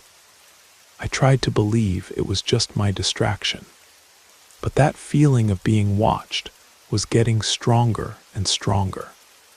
One afternoon, while I was walking around the area, I met a local resident taking care of his cattle. We talked for a few minutes, and when he found out I was staying at my friend's ranch, his expression became serious. "You staying out there alone?" he asked. I confirmed it. The man slowly shook his head and looked at the ground, muttering something I couldn't quite understand. I asked what he meant by that, but he just shook his head again and said, "Be careful." I went back to the ranch with a heavy feeling in my chest. Night fell faster than usual, and when darkness settled in, something seemed wrong. The rustling returned, but this time it was louder and closer to the house.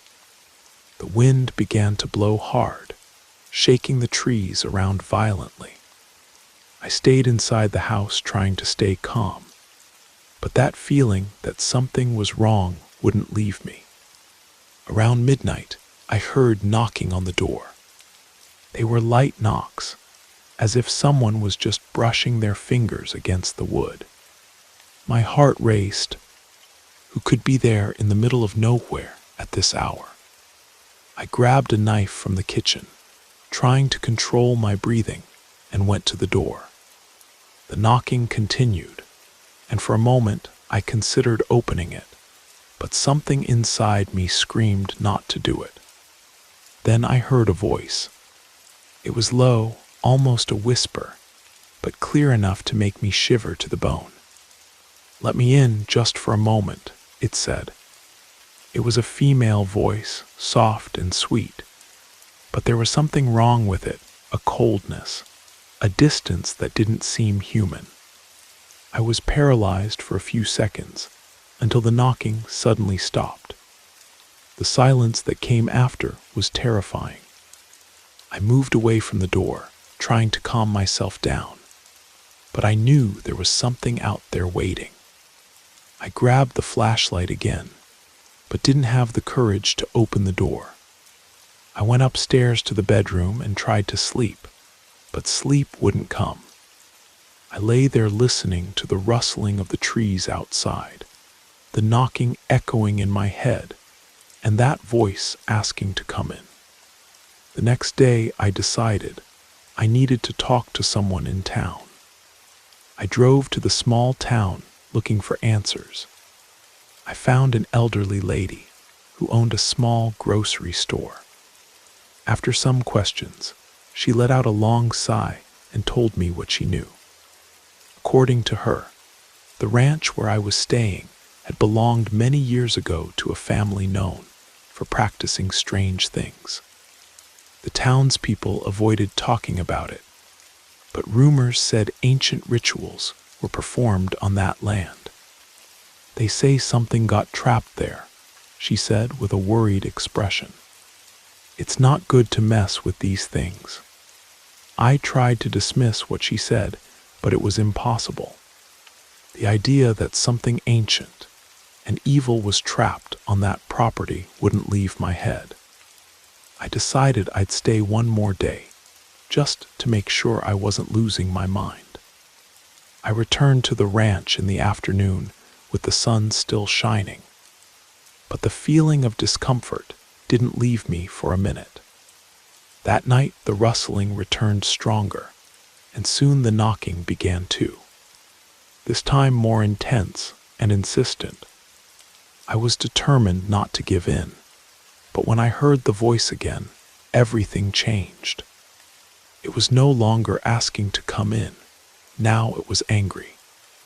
Open this door. The command came cold, cutting, and my body reacted without me wanting it to. I started walking toward the door, as if something was controlling me. I got to touch the doorknob, but before I could open it, a scream echoed outside. A horrible scream that seemed to come from all sides at once. I backed away trembling, without the courage to look through the window. Something terrible was out there, and I knew that if I opened that door, I wouldn't live to tell the story. The scream stopped, but the presence remained. I don't know how, but I finally managed to grab the phone and call my friend, begging him to come to the ranch. When he arrived, the sun had already risen, and what he found was a destroyed version of me. I couldn't talk about what had happened, but he understood enough by seeing the fear in my eyes. We left that morning, and I swore I would never return. This experience changed my life. Something ancient and dark lives on that land. Something that still searches for something it lost, maybe. I don't know exactly what happened there, but one thing is certain. The countryside holds secrets that should remain buried, and I was foolish to try to uncover them. But the story didn't end there. Even after leaving the ranch and returning to my normal life, the terror continued to follow me. That experience left a deep mark on my mind. I started waking up frequently at night with the feeling that someone was watching me. Nightmares with the female voice and the knocking on the door became part of my daily routine. My house in the city, which had once been a refuge, now seemed to be the stage for my greatest anxieties. One night, while trying to sleep, I heard rustling coming from the balcony, a sound very similar to what I heard at the ranch. My heart raced, and a wave of panic took over me. I got up slowly, trying to stay calm, and looked through the window. There was nothing out there, but the feeling of being watched became even stronger. The next day, I decided to delve deeper into the ranch's history. I spent hours in the city library, researching the old family that had owned the place, and looking for any strange occurrences in that region. I discovered that, in addition to rumors about ancient rituals, there were records of missing people and inexplicable events over the years. The connection between these events and the ranch was vague, but there was something in common: the presence of an evil force. I also found mentions of an ancient book that, according to rumors, contained esoteric practices and rituals that could explain the phenomena I witnessed. The book was kept in an old municipal library, and records showed it had been removed decades ago, which made me even more uneasy. Nobody knew where this book was now. My search for the truth led me on a journey that surpassed the limits of reason. I became obsessed with understanding what was really happening and finding answers that might never come. In a desperate impulse, I contacted a specialist in paranormal phenomena, someone who had worked on similar cases. He agreed to help me, but what we discovered together was even more disturbing. During our investigation, the specialist revealed that the ranch was located at a point where cosmic energies crossed in a peculiar way. These places, according to him, were known for attracting entities and evil forces that sought to manifest in our world. It was as if the ranch were a portal to something much darker. The story of my friend's grandparents began to make sense. They weren't just owners of a rural property. They were part of something much bigger and more sinister. The strange practices and rituals weren't just local superstitions, but desperate attempts to control or appease the forces that inhabited that region. The ranch, with its isolation and the ancient energy that permeated the place, had become the epicenter of paranormal events that transcended the barriers of time.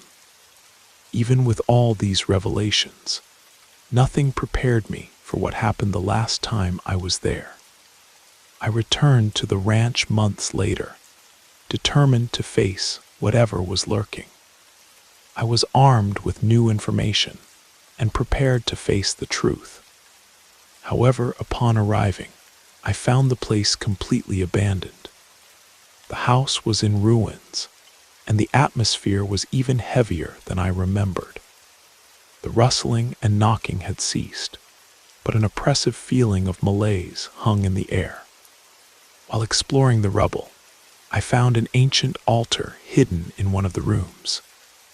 There were strange symbols and mysterious marks on the walls, and an old book rested on the altar. The same book that had disappeared from the municipal library.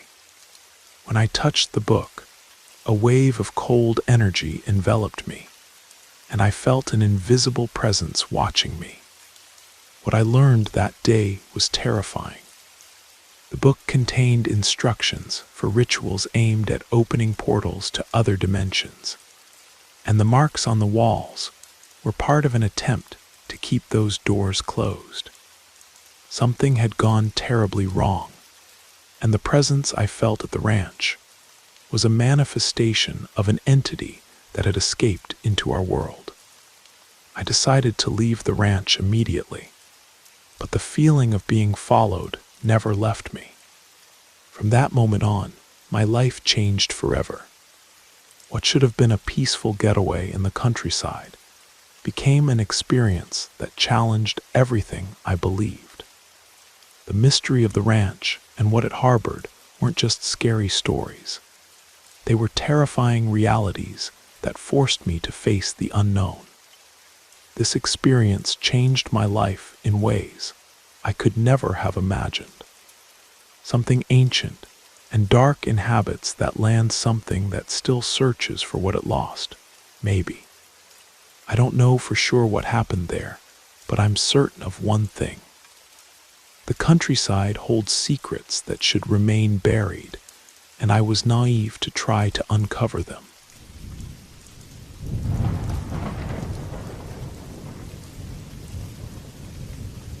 When I was 16 years old, my family decided to spend some time at a farm that had been left to us by a distant relative. The idea was quite simple: escape the hustle and bustle of the city, breathe some fresh air, and maybe learn more about our roots. However, what seemed like a peaceful getaway ended up becoming something that would challenge my view of the world and the supernatural. The property was in a very isolated place, surrounded by immense fields and a dense forest that stretched as far as the eye could see. The house, with its red tile roof and stone walls weathered by time, had a rustic charm, but also exuded a certain mystery that enveloped us.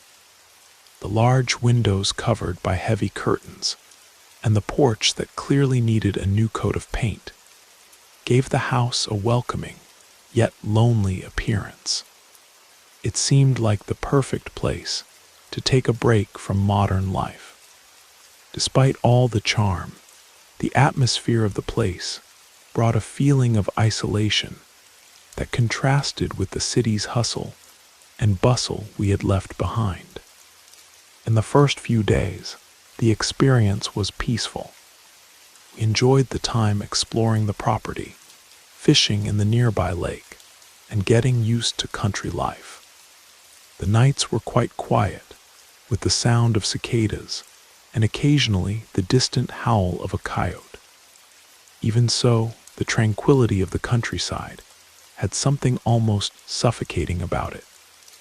The vastness of the place and the loneliness that took over at nightfall began to bother me.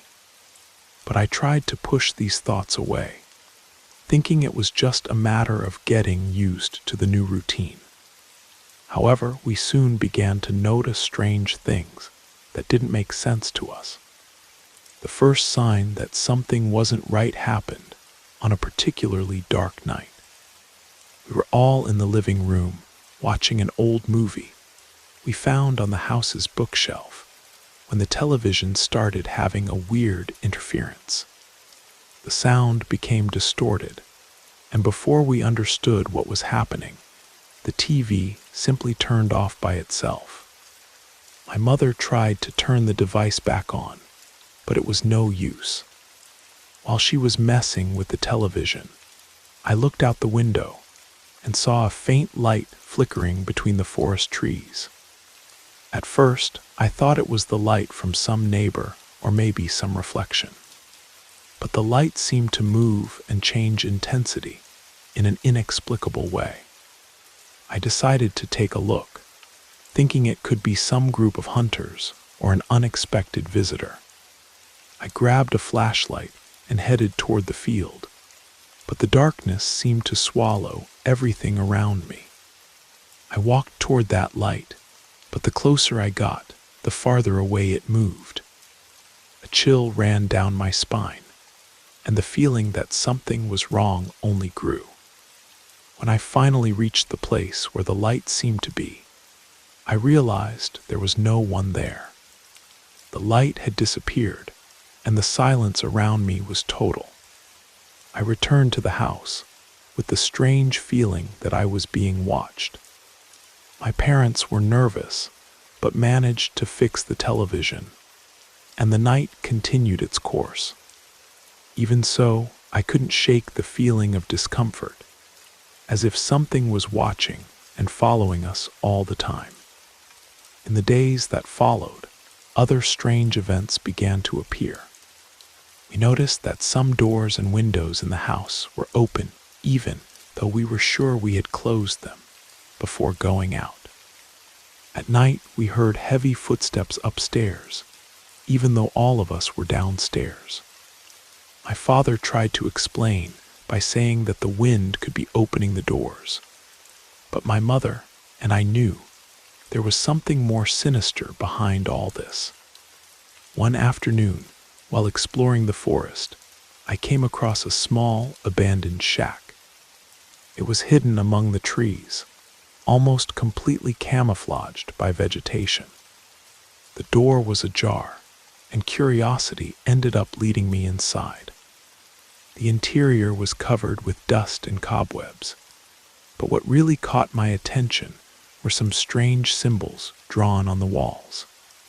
They were figures and marks that seemed to be made with something dark and sticky.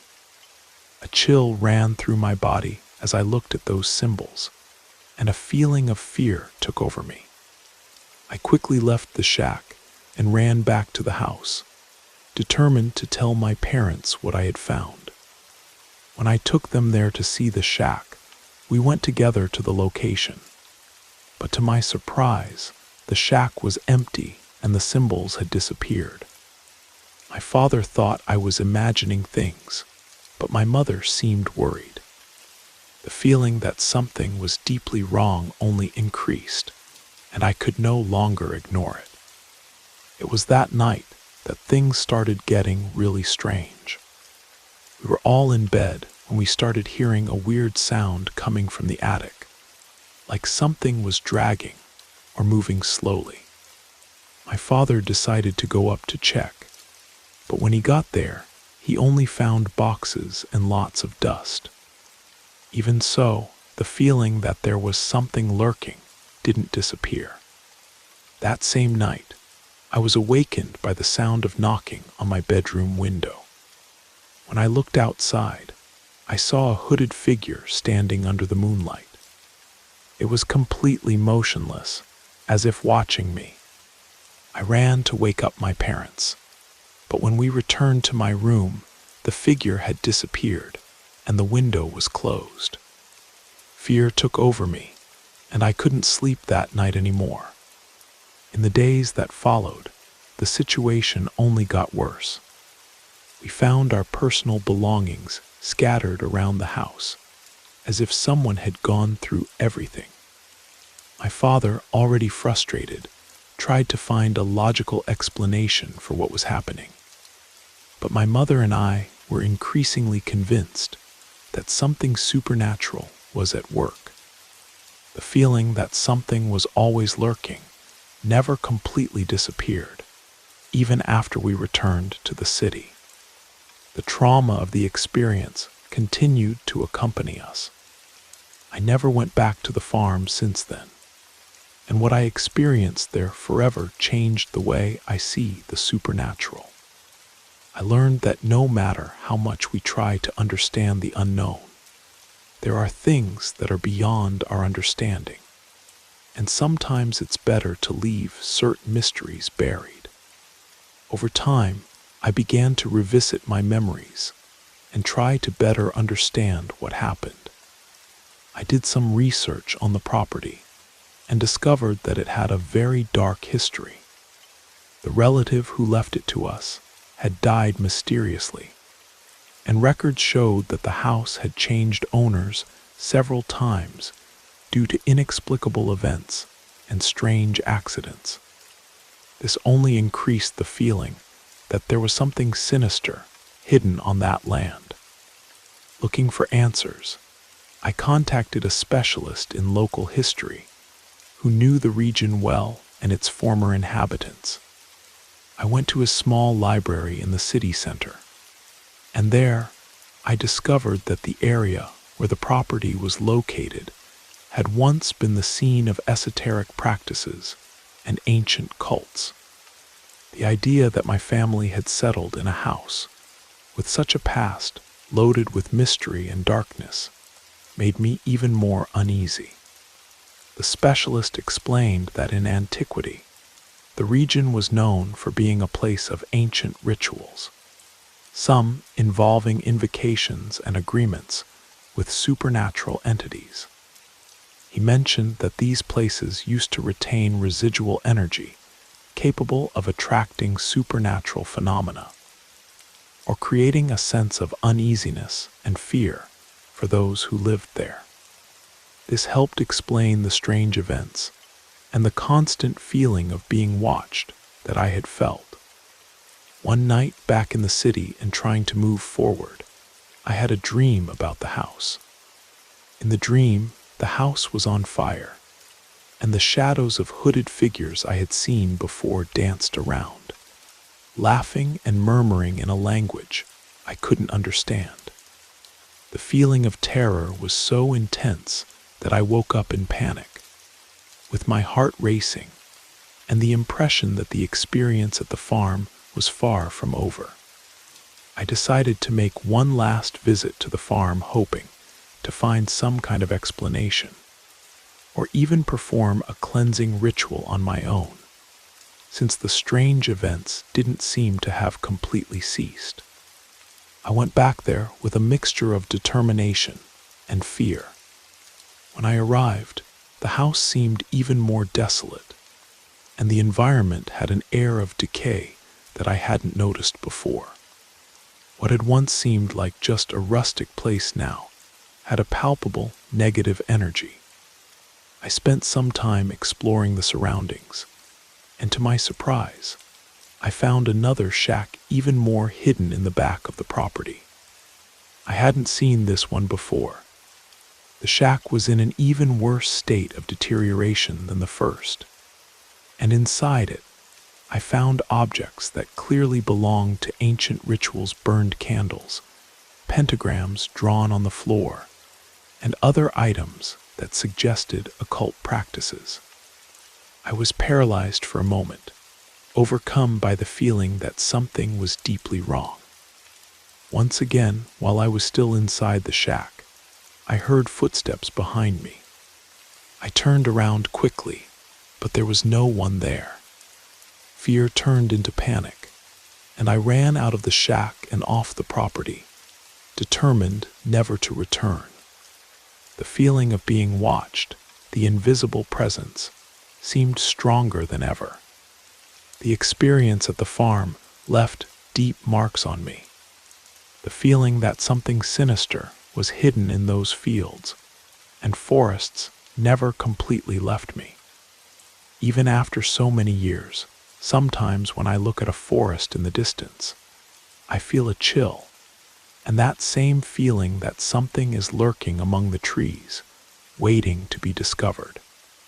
What I learned from this experience is that there are mysteries in the world that are better left untouched. Sometimes the unknown shouldn't be explored, and the secrets of the past are better left buried. This experience taught me to respect what we cannot understand, and accept that some things are beyond our comprehension. The farm, with its hidden past and evil forces, left me with a frightening understanding of what hides in the shadows of the world. And despite everything, I know that what I found there is just the tip of the iceberg of something much bigger and incomprehensible. That property holds secrets that span generations, and I was just another person who stumbled upon forces that were never meant to be disturbed. Sometimes I wonder about the other families who lived there before us, whether they experienced the same phenomena, and what ultimately drove them away. The pattern of owners changing frequently suggests that we weren't the first to encounter whatever dwells on that land, and we certainly won't be the last. The hooded figure I saw that night under the moonlight still visits my dreams sometimes, standing perfectly still, watching with impatience that feels eternal. I've come to believe that some places hold onto the past so tightly that they become prisons for things that should have moved on long ago. Whatever ancient practices took place on that farm left an indelible stain that continues to attract darkness, and I count myself fortunate that we escaped when we did.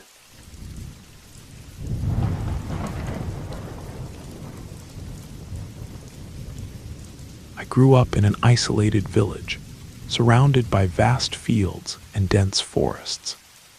For many, this scenery seemed peaceful, a simple life in harmony with nature. But for those who lived there, especially during the night, the environment carried a weight that was hard to explain. The darkness that fell over the houses wasn't just the absence of light. It was as if a dark blanket took over, muffling and hiding very ancient secrets. My parents always spoke in whispers about stories of disappearances and strange things that happened in the region. I never paid much attention to it until the night when everything changed. The house where I lived was at the end of a dirt road, practically isolated. In front there was an open field, and in the back, a dense forest. The village was small, and the few people who lived there seemed trapped in a routine that never changed.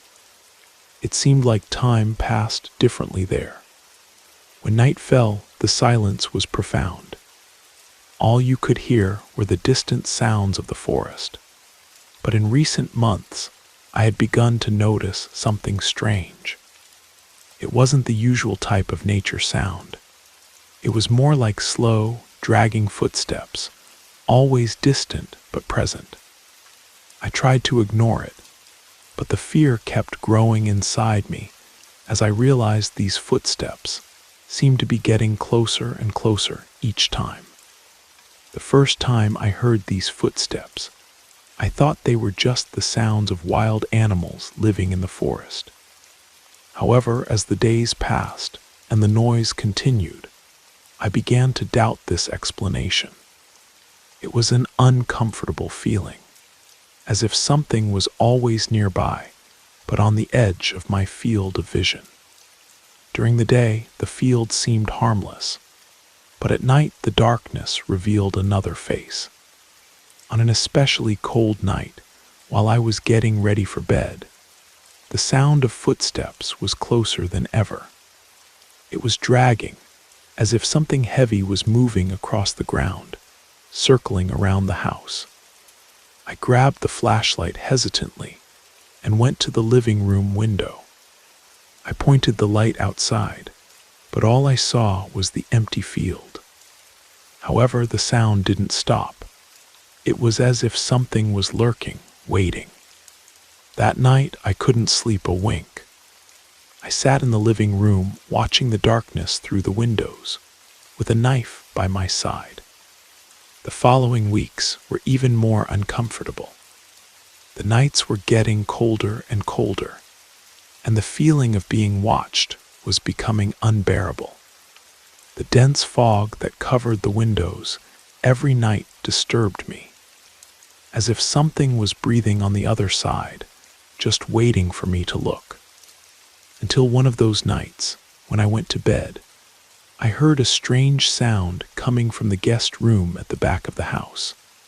A crack followed by something dragging across the wooden floor. I got up from bed trying not to make noise, and went to the hallway that led to the guest room. When I approached, I saw that the door was ajar, and a faint, almost invisible light was coming from inside. My heart raced, but with the knife in hand, I carefully pushed the door open. The scene I found inside left me frozen. On the floor, something that looked like dark, viscous mud formed a trail that led to the window. The curtains swayed slightly, and the air was heavy, laden with a damp, rotten smell. When I looked at the window, I saw a figure. I couldn't make out its features, but it seemed to be there on the other side, watching me. Fear took over me in such a way that I ran without looking back, without even remembering to close the door. I locked myself in my room, trembling, trying to convince myself it was just a dream, a nightmare, but deep down I knew it wasn't. The next morning, with sunlight coming through the windows, things seemed normal, but something inside me had changed. I was more alert and realized that feeling of being watched never left me again. And worse, the footsteps returned, but now they were inside the house. Sometimes in the middle of the night, I would wake up to the sound of something dragging across the floor, always coming from the guest room. Ignoring this was becoming impossible, and my sanity was beginning to crumble. The days that followed were marked by growing despair. The fog that covered the windows got thicker each night, and the silence of the house was only broken by these disturbing sounds I couldn't explain. The rotten smell coming from the guest room seemed to permeate the rest of the house, and the feeling of being watched wouldn't leave me. I tried to find some comfort in my routine, but terror seemed to infiltrate every aspect of my life. One night, I finally couldn't bear that silent terror anymore. I grabbed a flashlight and a knife, determined to find out once and for all what was happening in the guest room. The fog on the windows was denser than ever, and the air seemed frozen, as if the house itself was losing life. I opened the room door with a firm push, but what I saw inside made me recoil immediately. That figure, the same grotesque shadow I had seen before, was there. Only this time it wasn't outside. It was inside the room, standing in a corner watching me. Its eyes, or what appeared to be eyes, glowed with a faint, disturbing light. The thing had a humanoid shape, but its limbs were distorted, elongated in a bizarre way. The air around it seemed to vibrate, as if that creature didn't belong to this world, as if it were a rupture in reality. For a few seconds we stood there, motionless, me and the creature, without moving. Then it began to crawl in my direction, emitting that guttural sound I had heard before. Terror took over me, and I ran out of the house, feeling the terror consume me. I reached the dirt road and kept running to the village, unable to think of anything but escape. When I finally reached one of the neighbors' houses, I banged on the door hard until someone answered me.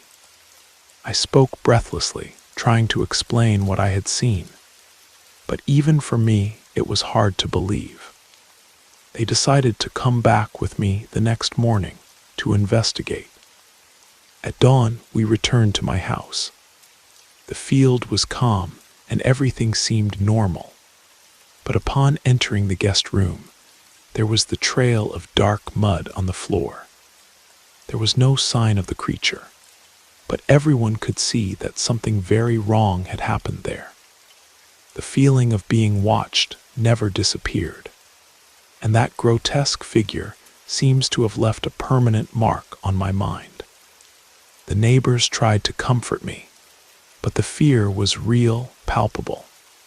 I needed to get out of that place, and fast. A few days later, I moved far away, but the fear and memories of that night never left me. I still wake up in the middle of the night, sweating cold, with that feeling that something is watching me. And the scariest part is that even being far away, I feel like I couldn't escape. Something ancient, something that has inhabited those lands longer than anyone can imagine, is still there, waiting for me. Maybe one day I'll be forced to return. It seems like that place is tied to me, and I to it, in a sinister connection that goes beyond human understanding. Even today, when the wind blows on cold nights and I hear distant sounds, I can't help but feel that the creature is still lurking, waiting for the right moment to show itself again. The fear I felt in that house wasn't an isolated experience. It became a shadow that extends throughout my life, reminding me that some old stories aren't just legends, but dark truths hidden in the darkness, ready to emerge when least expected. Despite all my efforts to forget, the memory of that night continues to echo, disturbing, a memory that will never stop haunting me. Those days in the village, the field, the house, the creature, all of this became part of me. A constant reminder that even in the most peaceful and isolated places, the most terrible secrets can be hidden, lurking. I learned the hard way that some things are better left undiscovered, because the terror I experienced went beyond simple fear. It transformed into an indelible mark on my soul. What haunts me most is the intelligence I sensed in that creature. It wasn't just some mindless beast. There was purpose in its movements, calculation in the way it circled my house night after night, the way it stopped just before I could fully see it, the deliberate trail of that viscous substance leading to the window. Even the timing of when it chose to reveal itself fully, everything suggested a malevolent consciousness that was studying me, learning my patterns, my fears. I've since researched the history of that region and discovered disturbing parallels to my experience. Local records, sparse as they are, mention similar encounters dating back over a century. Settlers would arrive, stay for a time, then suddenly abandon their homesteads with no explanation. The pattern is always the same: isolated families, strange sounds in the night, and eventually, an encounter with something that defied explanation. The most chilling discovery was a journal entry from 1873, found in the local historical society's archives. A homesteader wrote about the thing that walks the boundaries between field and forest, neither fully of this world nor entirely separate from it. He described the same dragging footsteps, the same viscous trail, even the same rotten smell that seemed to cling to everything. His final entry, dated just 3 days later, contained only one line: "It knows I've seen it. I leave at first light." That family, like so many others, simply vanished from the records. Their homestead was found abandoned, with signs of hasty departure, but no indication of violence. The parallels to my own experience were unmistakable and terrifying. I began to understand that I wasn't dealing with a random haunting or isolated incident. This creature, this entity, had been claiming that territory for generations. It seemed to feed on fear, on the gradual breakdown of sanity that came from knowing something impossible was watching, waiting, circling ever closer. The guest room where I had my final encounter was located in exactly the same position as the room described in the 1873 journal, at the back of the house, facing the tree line where field met forest. It was as if the creature had claimed that specific vantage point, that particular window, as its own. Sometimes I wonder if the viscous substance I found was some kind of marking, a way for the entity to claim its territory and warn away other supernatural forces. Or perhaps it was something more sinister, a trail left deliberately for me to follow, leading to that window where it knew I would eventually look and see it waiting. The most disturbing thought is that my escape might not have been an escape at all, but simply the end of that particular game. The creature had achieved what it wanted. It had driven away another family, claimed another house, added another story to its century-long reign of terror over that isolated valley. I've tried to warn others about that place, but who would believe such a story?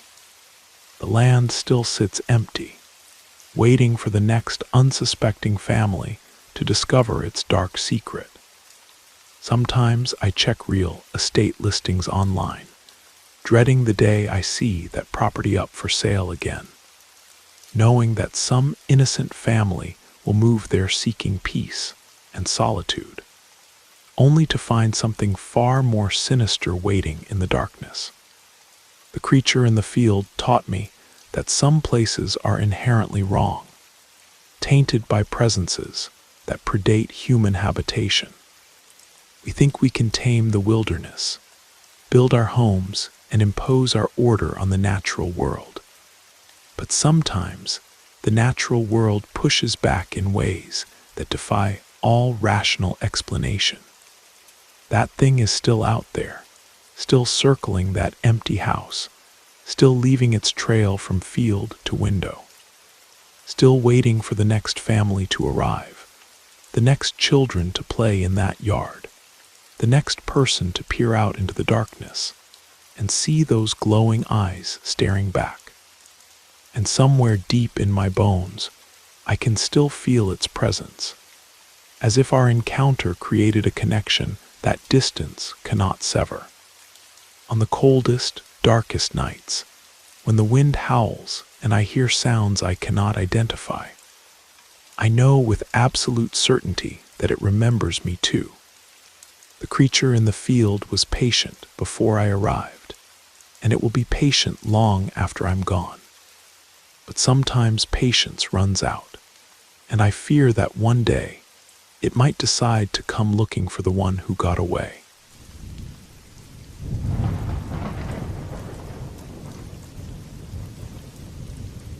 My most terrifying work experience involved something I believe was a demonic entity, the kind of thing I'll never be able to forget. This happened about 4 years ago when I was working as a night custodian at a community college in upstate New York. Working nights in an empty building is unsettling by nature, but Hartwell Hall had a different vibe, something sinister, something twisted. From the first day I was transferred there, I started having incredibly intense nightmares. But these weren't just ordinary bad dreams. They were something completely beyond normal. Night after night, I lived through scenes of violence and destruction in my sleep. And the most frightening part was that even when I woke up, the discomfort continued. I carried that dark sensation throughout my entire shift, every single night. An important detail to understand this period is that I had gone through a recent divorce. This happened just a few months before I started working there, and that separation devastated me in multiple ways, emotionally, spiritually, and financially. It was a really difficult time, and this job represented my first step toward rebuilding my life. I actually enjoyed having various tasks to keep me busy during my shift. It gave me a certain sense of purpose and accomplishment. But everything changed when I was reassigned to Hartwell Hall. There was something strange about those shifts, a feeling of wrongness that seemed to intensify each night. It was disturbing, a tension that wouldn't leave me alone. I had a coworker known as the Gentle Giant, who always finished his shift halfway through mine. I hated when he left because after that, I was completely alone in the building for the rest of the early morning hours.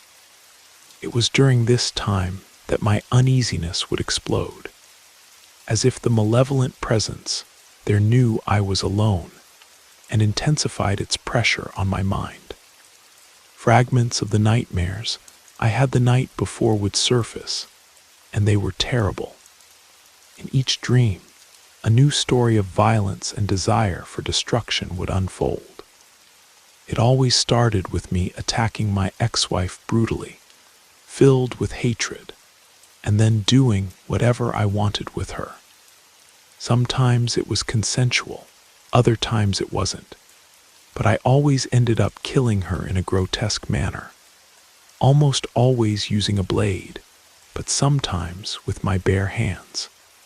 Having such a dream once would be shocking enough, but living through this night after night was terrifying.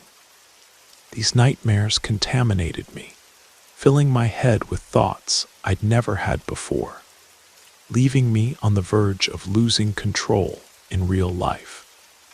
I don't need to explain, but I'll say it anyway. I was never like that. I was never violent with women, much less with my ex-wife. And the last time I fought with anyone was back in elementary school. But somehow these dreams were transforming me into another person, and I was afraid of being on the brink of a breakdown. Between the divorce, lack of sleep, and whatever was acting in that building, I felt my sanity slipping away, and it seemed like something was about to happen. An unpleasant side effect of these nightmares was how much my obsession with my ex-wife returned with force.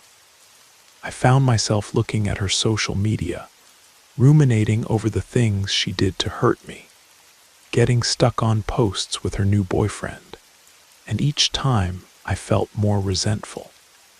This obsession reached such an extreme point that one morning after my shift, I found myself parked in front of her apartment, thinking about how easy it would be to turn one of those nightmares into reality.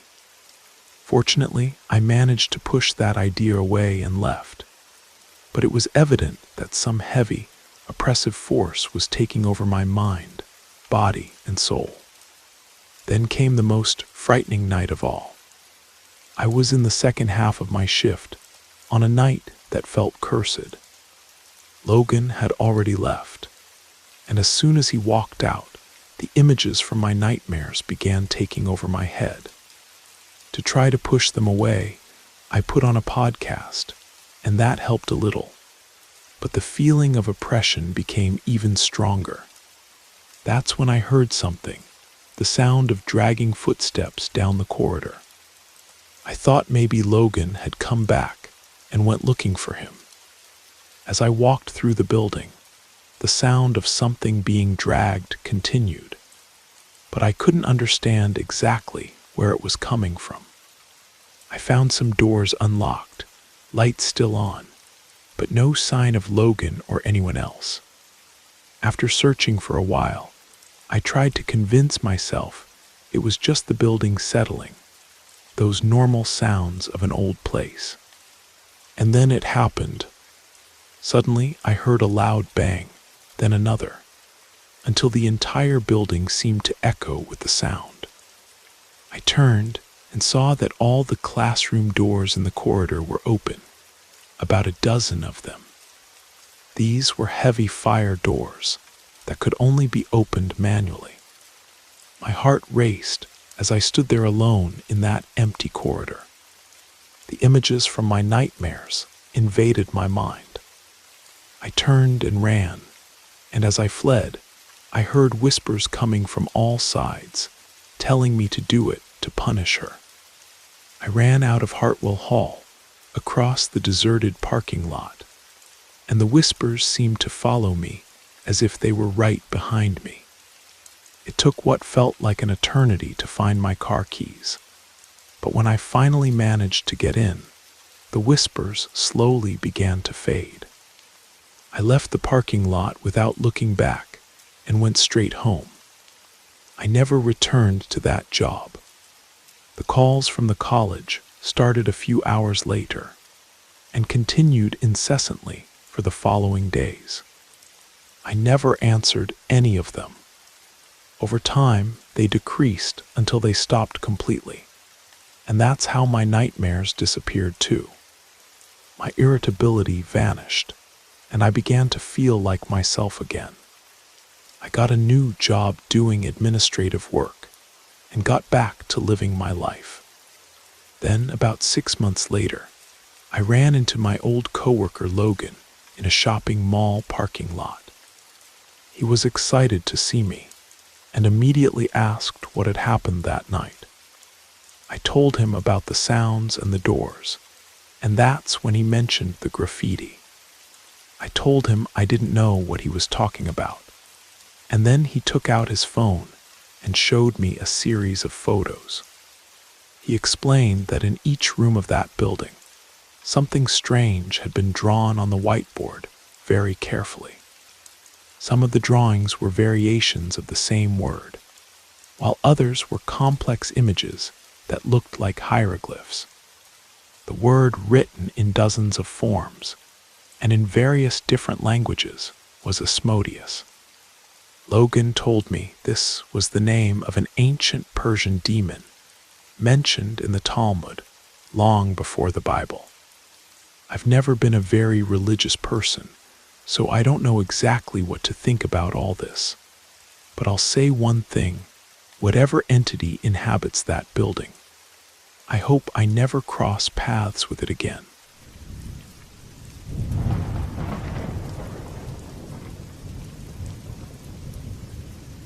I have two experiences that I thought I should share.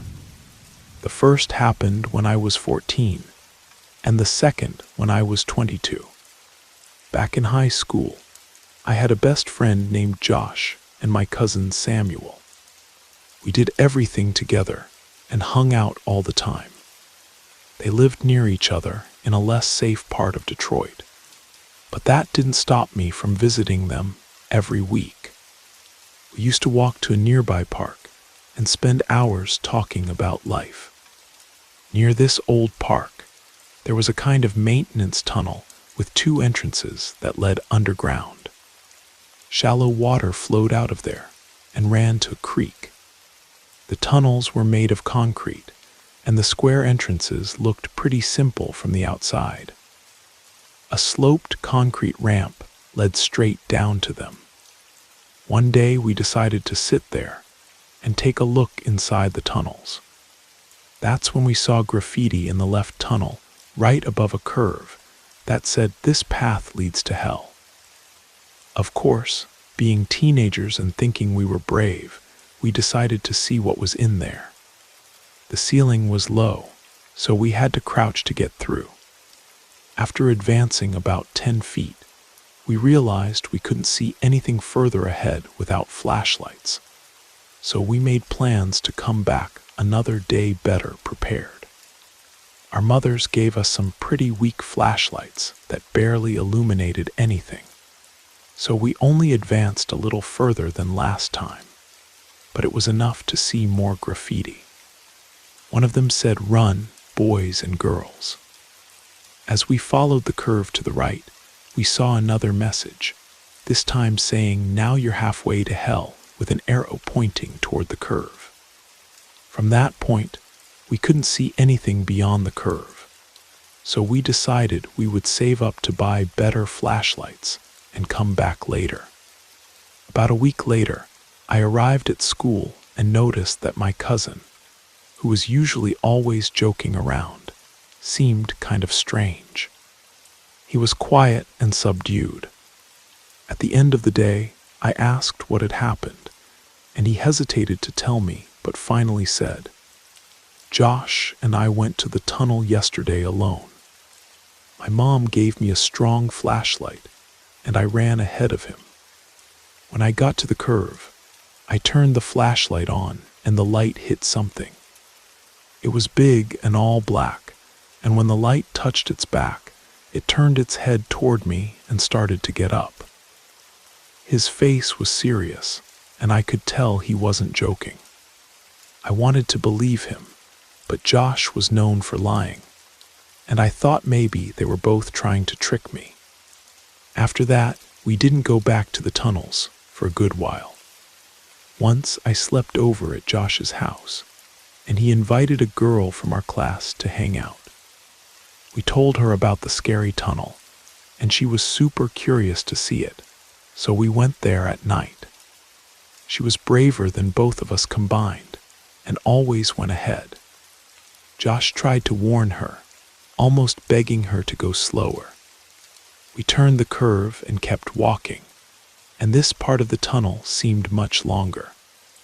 Even with 3 flashlights, it was hard to see much. There was no graffiti, just a little shallow water on the floor. We reached a wall with a circular hole smaller than the main tunnel that led even further ahead.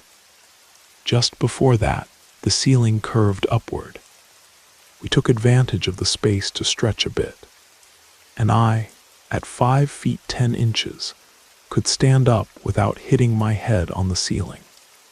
That's when it suddenly came to mind what Samuel had told us about seeing something getting up at the end of the tunnel. In that part, we had never reached until then. I looked at Josh and said, Samuel wasn't lying. We left the tunnel and went back to Josh's house. We told Samuel what happened, and even though we were scared to death, it became something we showed others as a scary story. One day he called me in the morning to tell me that his cousin had spent the night there. And after hearing the story, the guy wanted to go there too, just to see the tunnel. He didn't want to go in, just know where it was. Samuel's mom was pretty strict about letting him out after a certain time. So when she fell asleep, they snuck out in the middle of the night to take a look.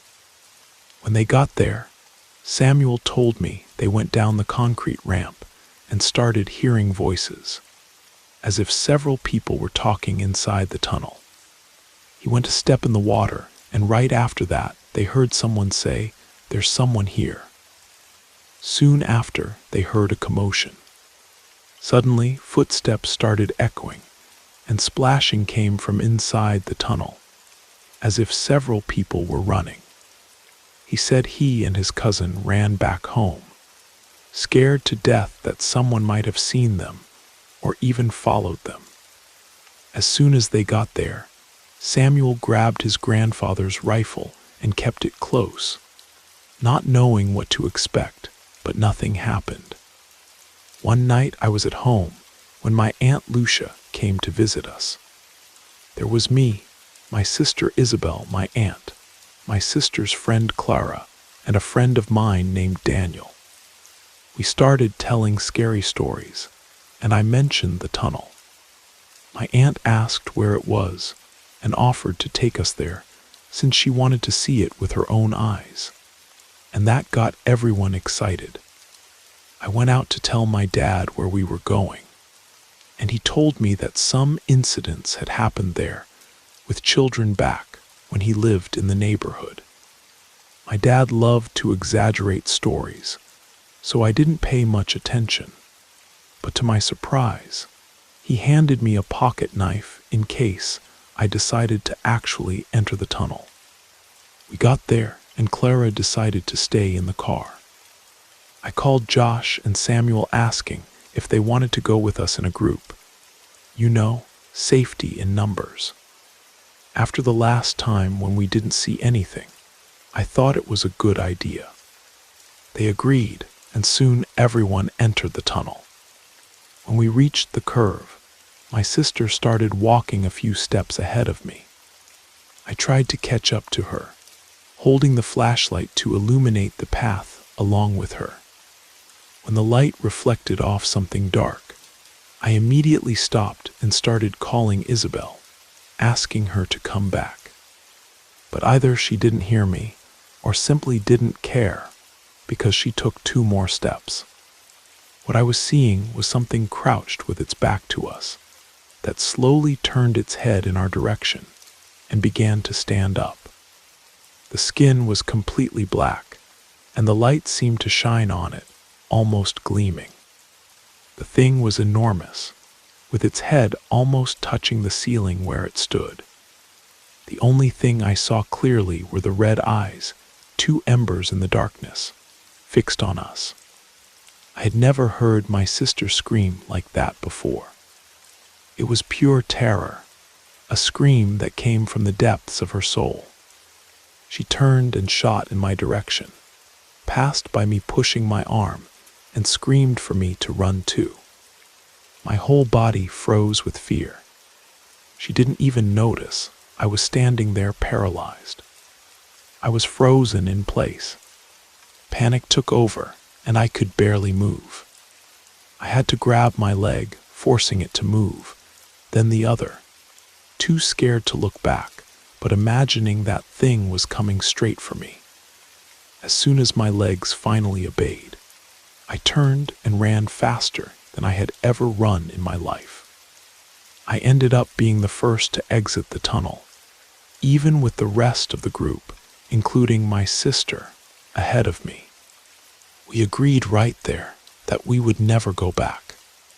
A few months later, Josh and I planned to spend some time at the park and saw that there was a birthday party going on there. I suggested we go to the tunnel entrance where we could still see sunlight, just to have some privacy and talk without anyone around. At first, he was a bit hesitant, but he agreed when I assured him we wouldn't get near the dark part. We went in just a little bit. The floor was somewhat uneven and went up at one point, making the water flow around and leaving a dry place. We sat there and started talking for a while, until we heard some children from the party coming down to the entrance, asking what we were doing. We tried to send them back, but since they insisted on staying and asking more questions, I turned to Josh and said, "Let's get out of here. I don't want them coming over here." We were leaving when we saw a man telling the children to go back. He turned and looked directly at us, asking, "What were you guys doing down there?" I replied that we were just talking and passing time, but his face became serious immediately. He asked, "Did you see anything in there?" My heart started racing.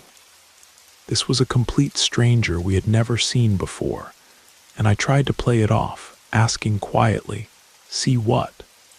That's when he raised his voice and said, "That thing. That big, black, nameless thing. Did you see it?" We stayed silent until I finally asked, "How do you know about it?" And he replied, "Let me tell you something, kid. When my friends and I were your age, we also thought we were brave and went in there. You have no business in those tunnels, understand?" The man started getting really angry even though we hadn't done anything, and soon he was yelling. Josh, who was short and stocky, started responding, saying he didn't need to listen to him. I, being much taller, was too terrified to say anything. That's when the man threatened to take Josh back to the tunnel and kill him, and the way he said it made me feel like he was serious. Suddenly, a man from the party, visibly drunk, appeared in the area, unzipping his pants to relieve himself in the water a bit away from us while saying, "Hey, where were you? We were looking for you." The other man replied, "Just talking to these boys," and the drunk guy asked him to hurry up and went back to the party. The man then turned to us again, pointed his finger and said, "I'm serious. Stay away from those tunnels," and left without waiting for a response. Finally, Josh admitted how scared he was but didn't want to show it in front of the man, so he tried to seem brave. We went to his house and made a promise that day to never go back there. Years later, in my late 20s, I told the story to some friends, and we decided to go show them the entrance. The warning graffiti was still there. Trees had grown, covering the top of the entrance with hanging branches and leaves, and now there was a gate blocking the path on both sides with a sign saying, "No entry." I don't know why they put up the gate since I hadn't been there in years, but even today, at 36 years old, I still get chills when I think about our experience and how reckless we were just because we wanted to be young and reckless. The craziest part is that to this day, I have no idea what we saw in that tunnel.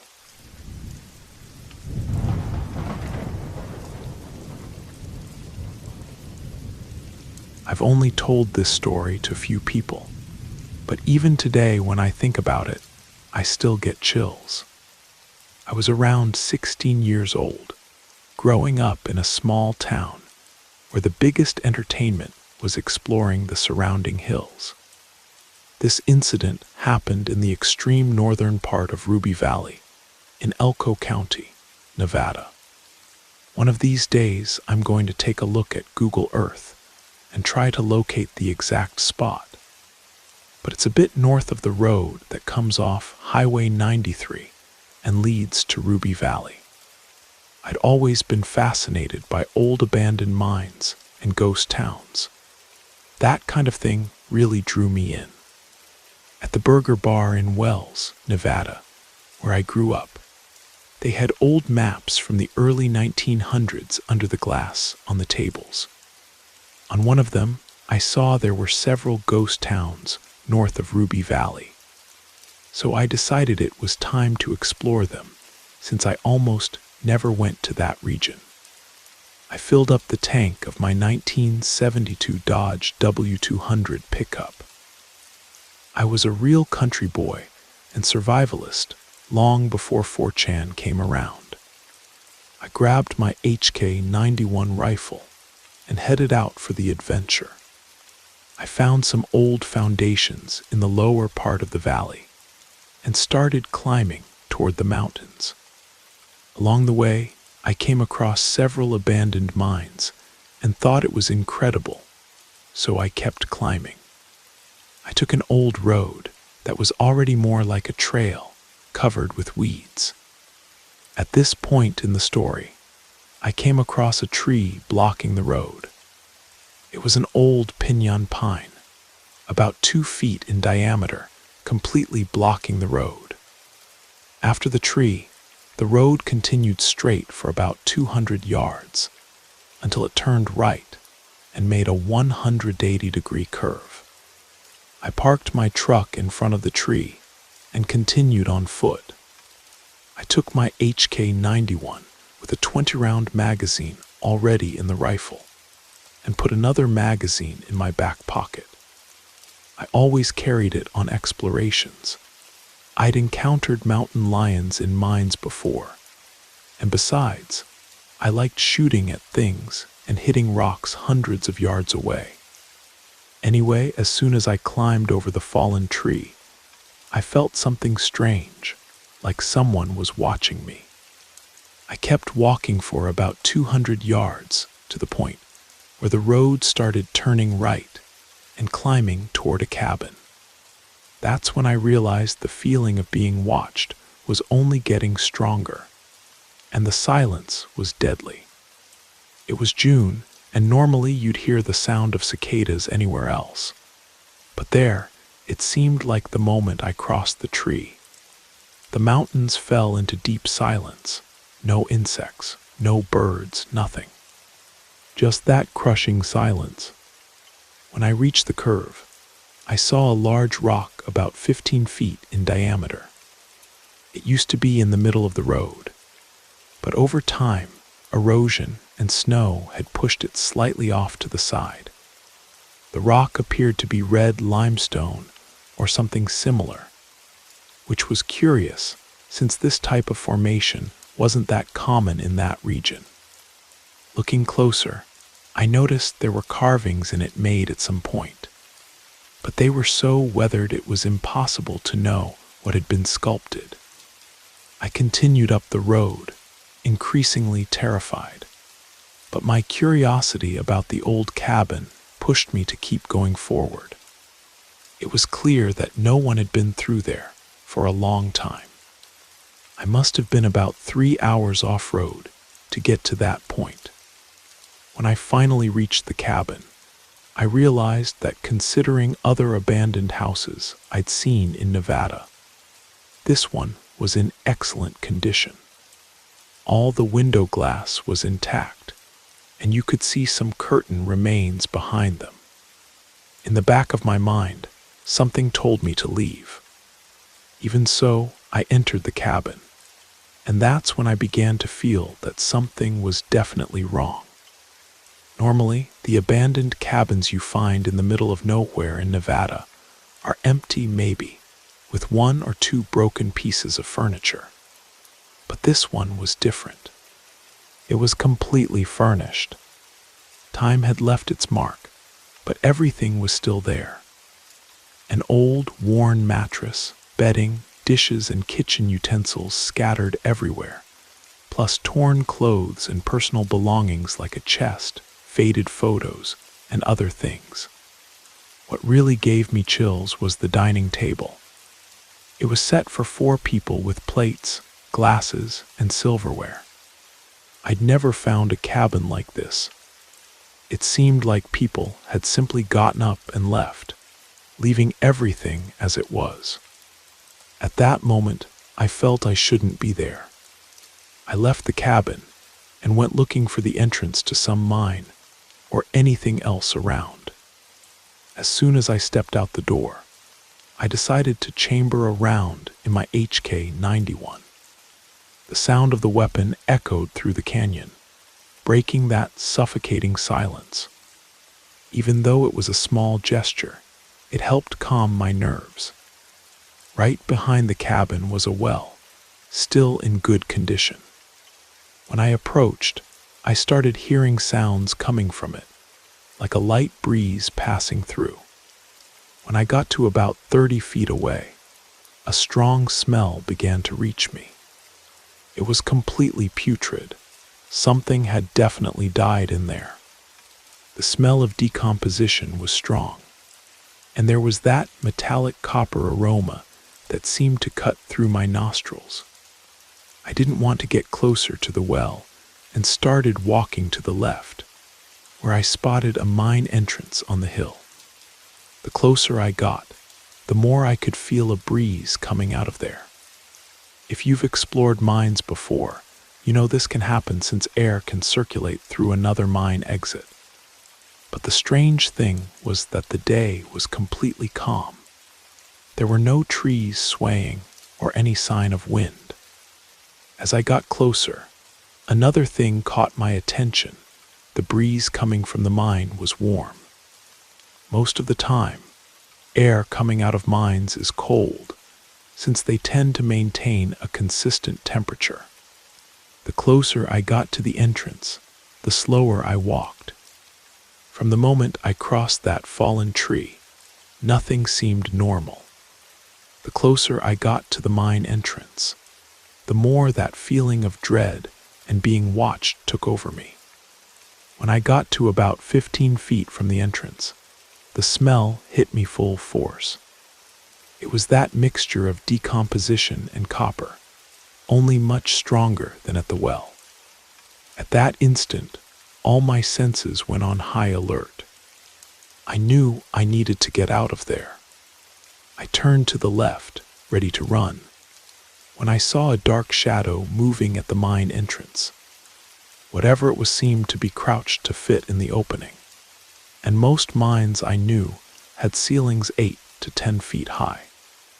At the time, I thought it might be a mountain lion, but then I remembered the size of the entrance. My mind was racing, trying to figure out what that could be. It was too big to be a black bear, which are already rare in northeastern Nevada. I was paralyzed with panic for a moment, and then I saw the thing move, coming slowly toward the mine entrance. It was about 10 feet from the entrance, and the light was beginning to reveal whatever it was. The creature was covered from head to toe in grayish-brown fur, and then it let out a scream. It was a sound unlike anything I'd ever heard. My ears started ringing immediately. I went into total panic mode and did what any good country boy would do. I shot. I raised my HK-91, aimed at what seemed to be the center of the creature, and fired 5 shots as fast as I could with accuracy. If you've ever shot large animals with a high-caliber rifle, you know the sound it makes when you hit something. I had 4 solid hits and 1 that went high, and that made the creature scream even louder, as if it were in pain. That's when I started hearing other screams coming from the well and from the hills above the mine. That was enough to make me go down the hill as fast as I could. In the tree line, about 70 to 125 yards ahead, I saw rapid movements. Rocks were rolling down the hill, and various screams echoed from the mine. I could still hear the groans of what I had hit. Whatever it was wounded. In the tree line, I could see something moving from tree to tree, always on all 4s, getting closer and closer to me. While running toward the limestone rock, I shot in the direction of the movements at the top of the hill. When I finally reached the rock, I realized my 20-round magazine was already empty. I quickly pulled it out, put in the spare, chambered another bullet, and continued firing while running to the fallen tree that was about 200 yards away. The whole time I looked back, and whatever those things were, they were still in the trees. I could make out the shapes and the fur, but they didn't come completely into the open. I reached the fallen tree and threw myself on the ground, trying to jump over it. I got up in a leap and fired between 12 and 15 shots toward the closest movement, which was about 30 feet from me. I heard some bullets hit, and the screams got even louder. Between the shots and the screams, my ears were almost deafened. I ran to the truck door, got in, and started the engine as fast as I could, backing up to turn around. I almost threw the truck into the gorge, but when I finally started accelerating to get out on the road back, that's when I managed to see one of them. It was crouched with its front paws on the tree.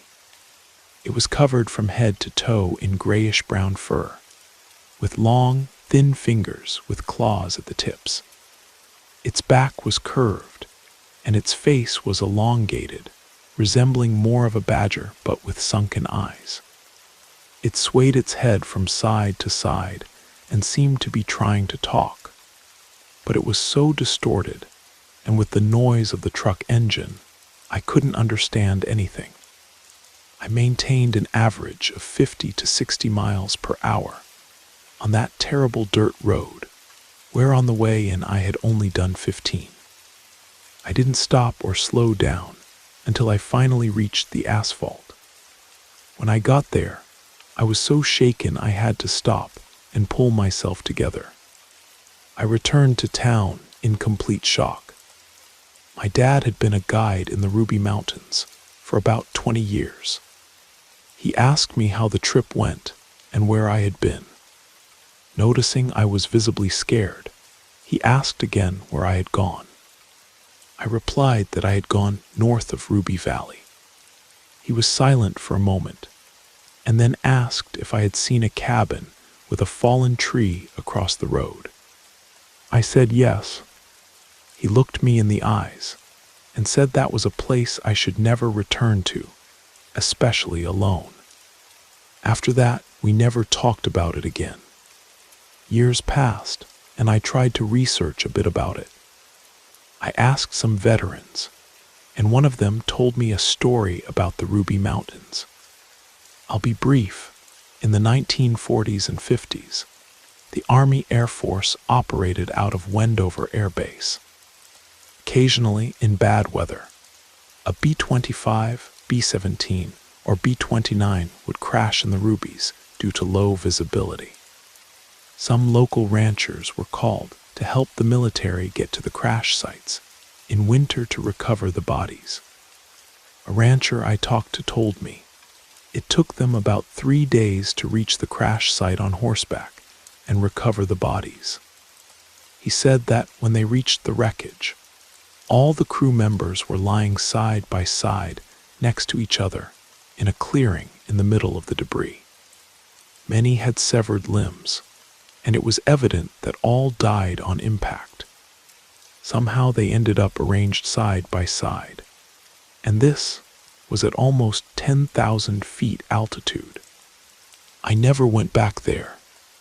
Part of the reason is that I now live in western Nevada, but deep in my mind, something tells me I need to go back. One day I want to return. This was in 2001, before cell phones with cameras, and I was too poor to buy any kind of digital equipment. I want to go back with a camera, preferably a GoPro on my helmet, and with some armed friends. There's something about that place that, even after everything I experienced that day, continues to call me back. One day I'll return. I think I need closure for what happened that day.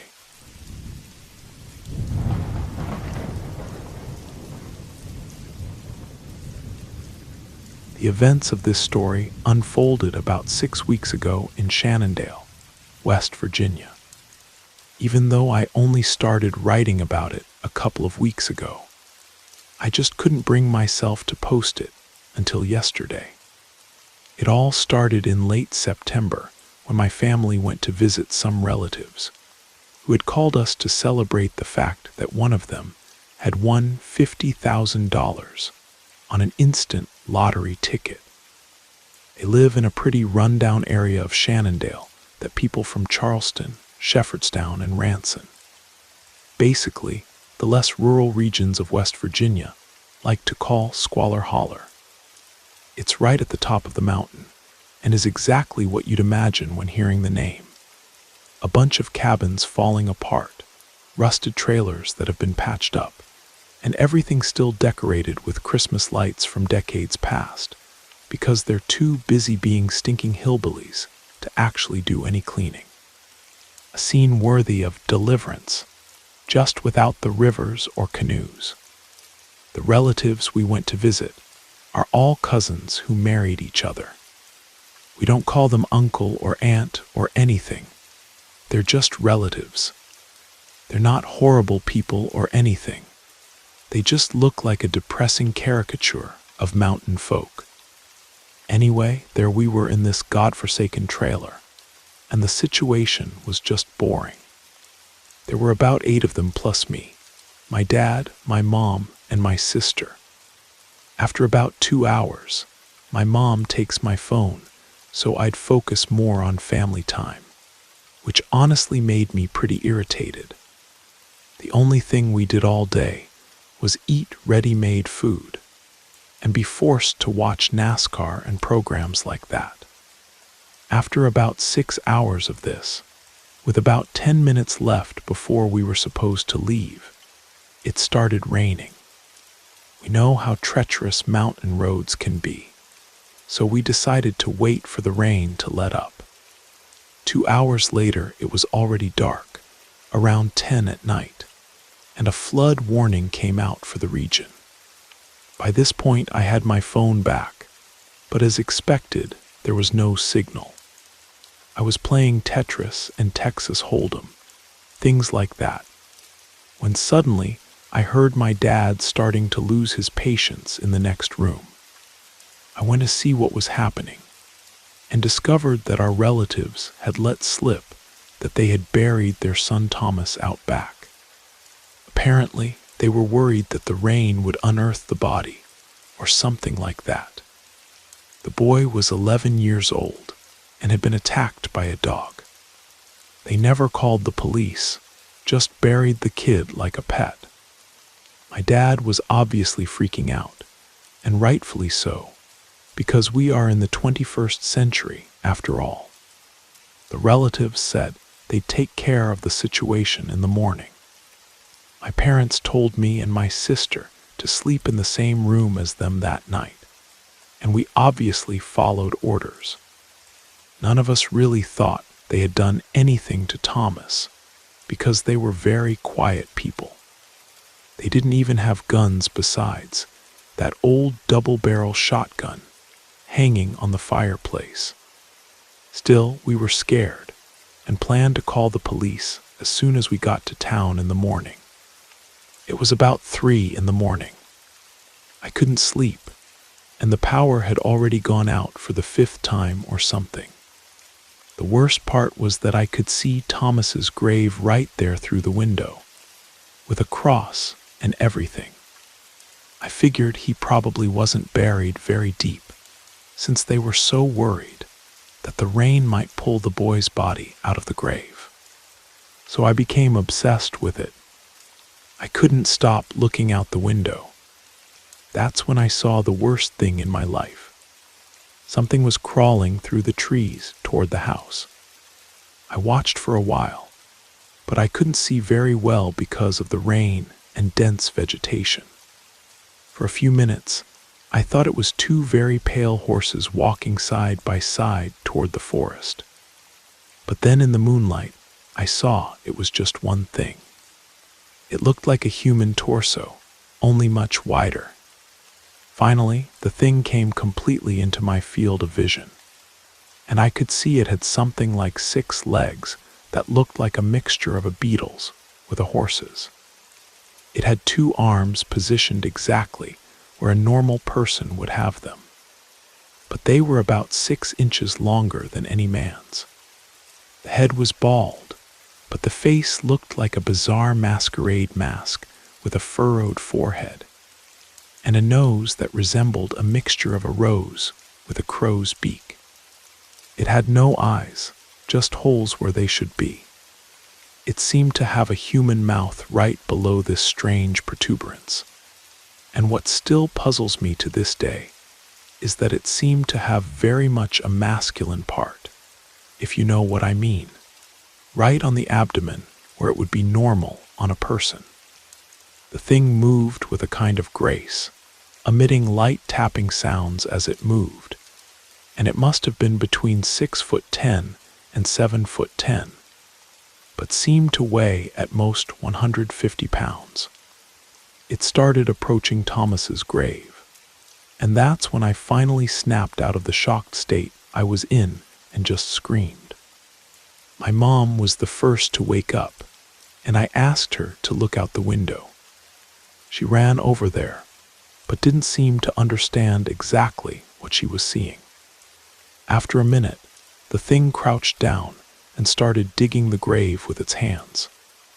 My dad and Jasper came running into the room, and Jasper just lost it, screamed like a little girl, and ran out of the room calling for his father and yelling, "It's out there." He came. "It's out there." I looked again and saw the thing digging the ground furiously, throwing large piles of mud everywhere. I heard hurried footsteps through the house, and I think they were looking for that shotgun. The creature stuck its hand in the hole and pulled what I assumed was Thomas's body's leg. With a single motion, it kind of galloped back to the forest, breaking branches wherever it passed. That's when I heard a child crying, the sound of a boy sobbing and crying coming from the direction where the creature ran. We left as soon as the rain let up, around 5 in the morning. I don't even think we talked to anyone in the house. We just got in the car and drove straight back to Ranson, stopping only to get gas. Nobody said a word during the trip, and my family refuses to talk about what happened. I tried to bring up the subject once just to make sure it was all real, but my dad told me to shut up, and that's exactly what I did.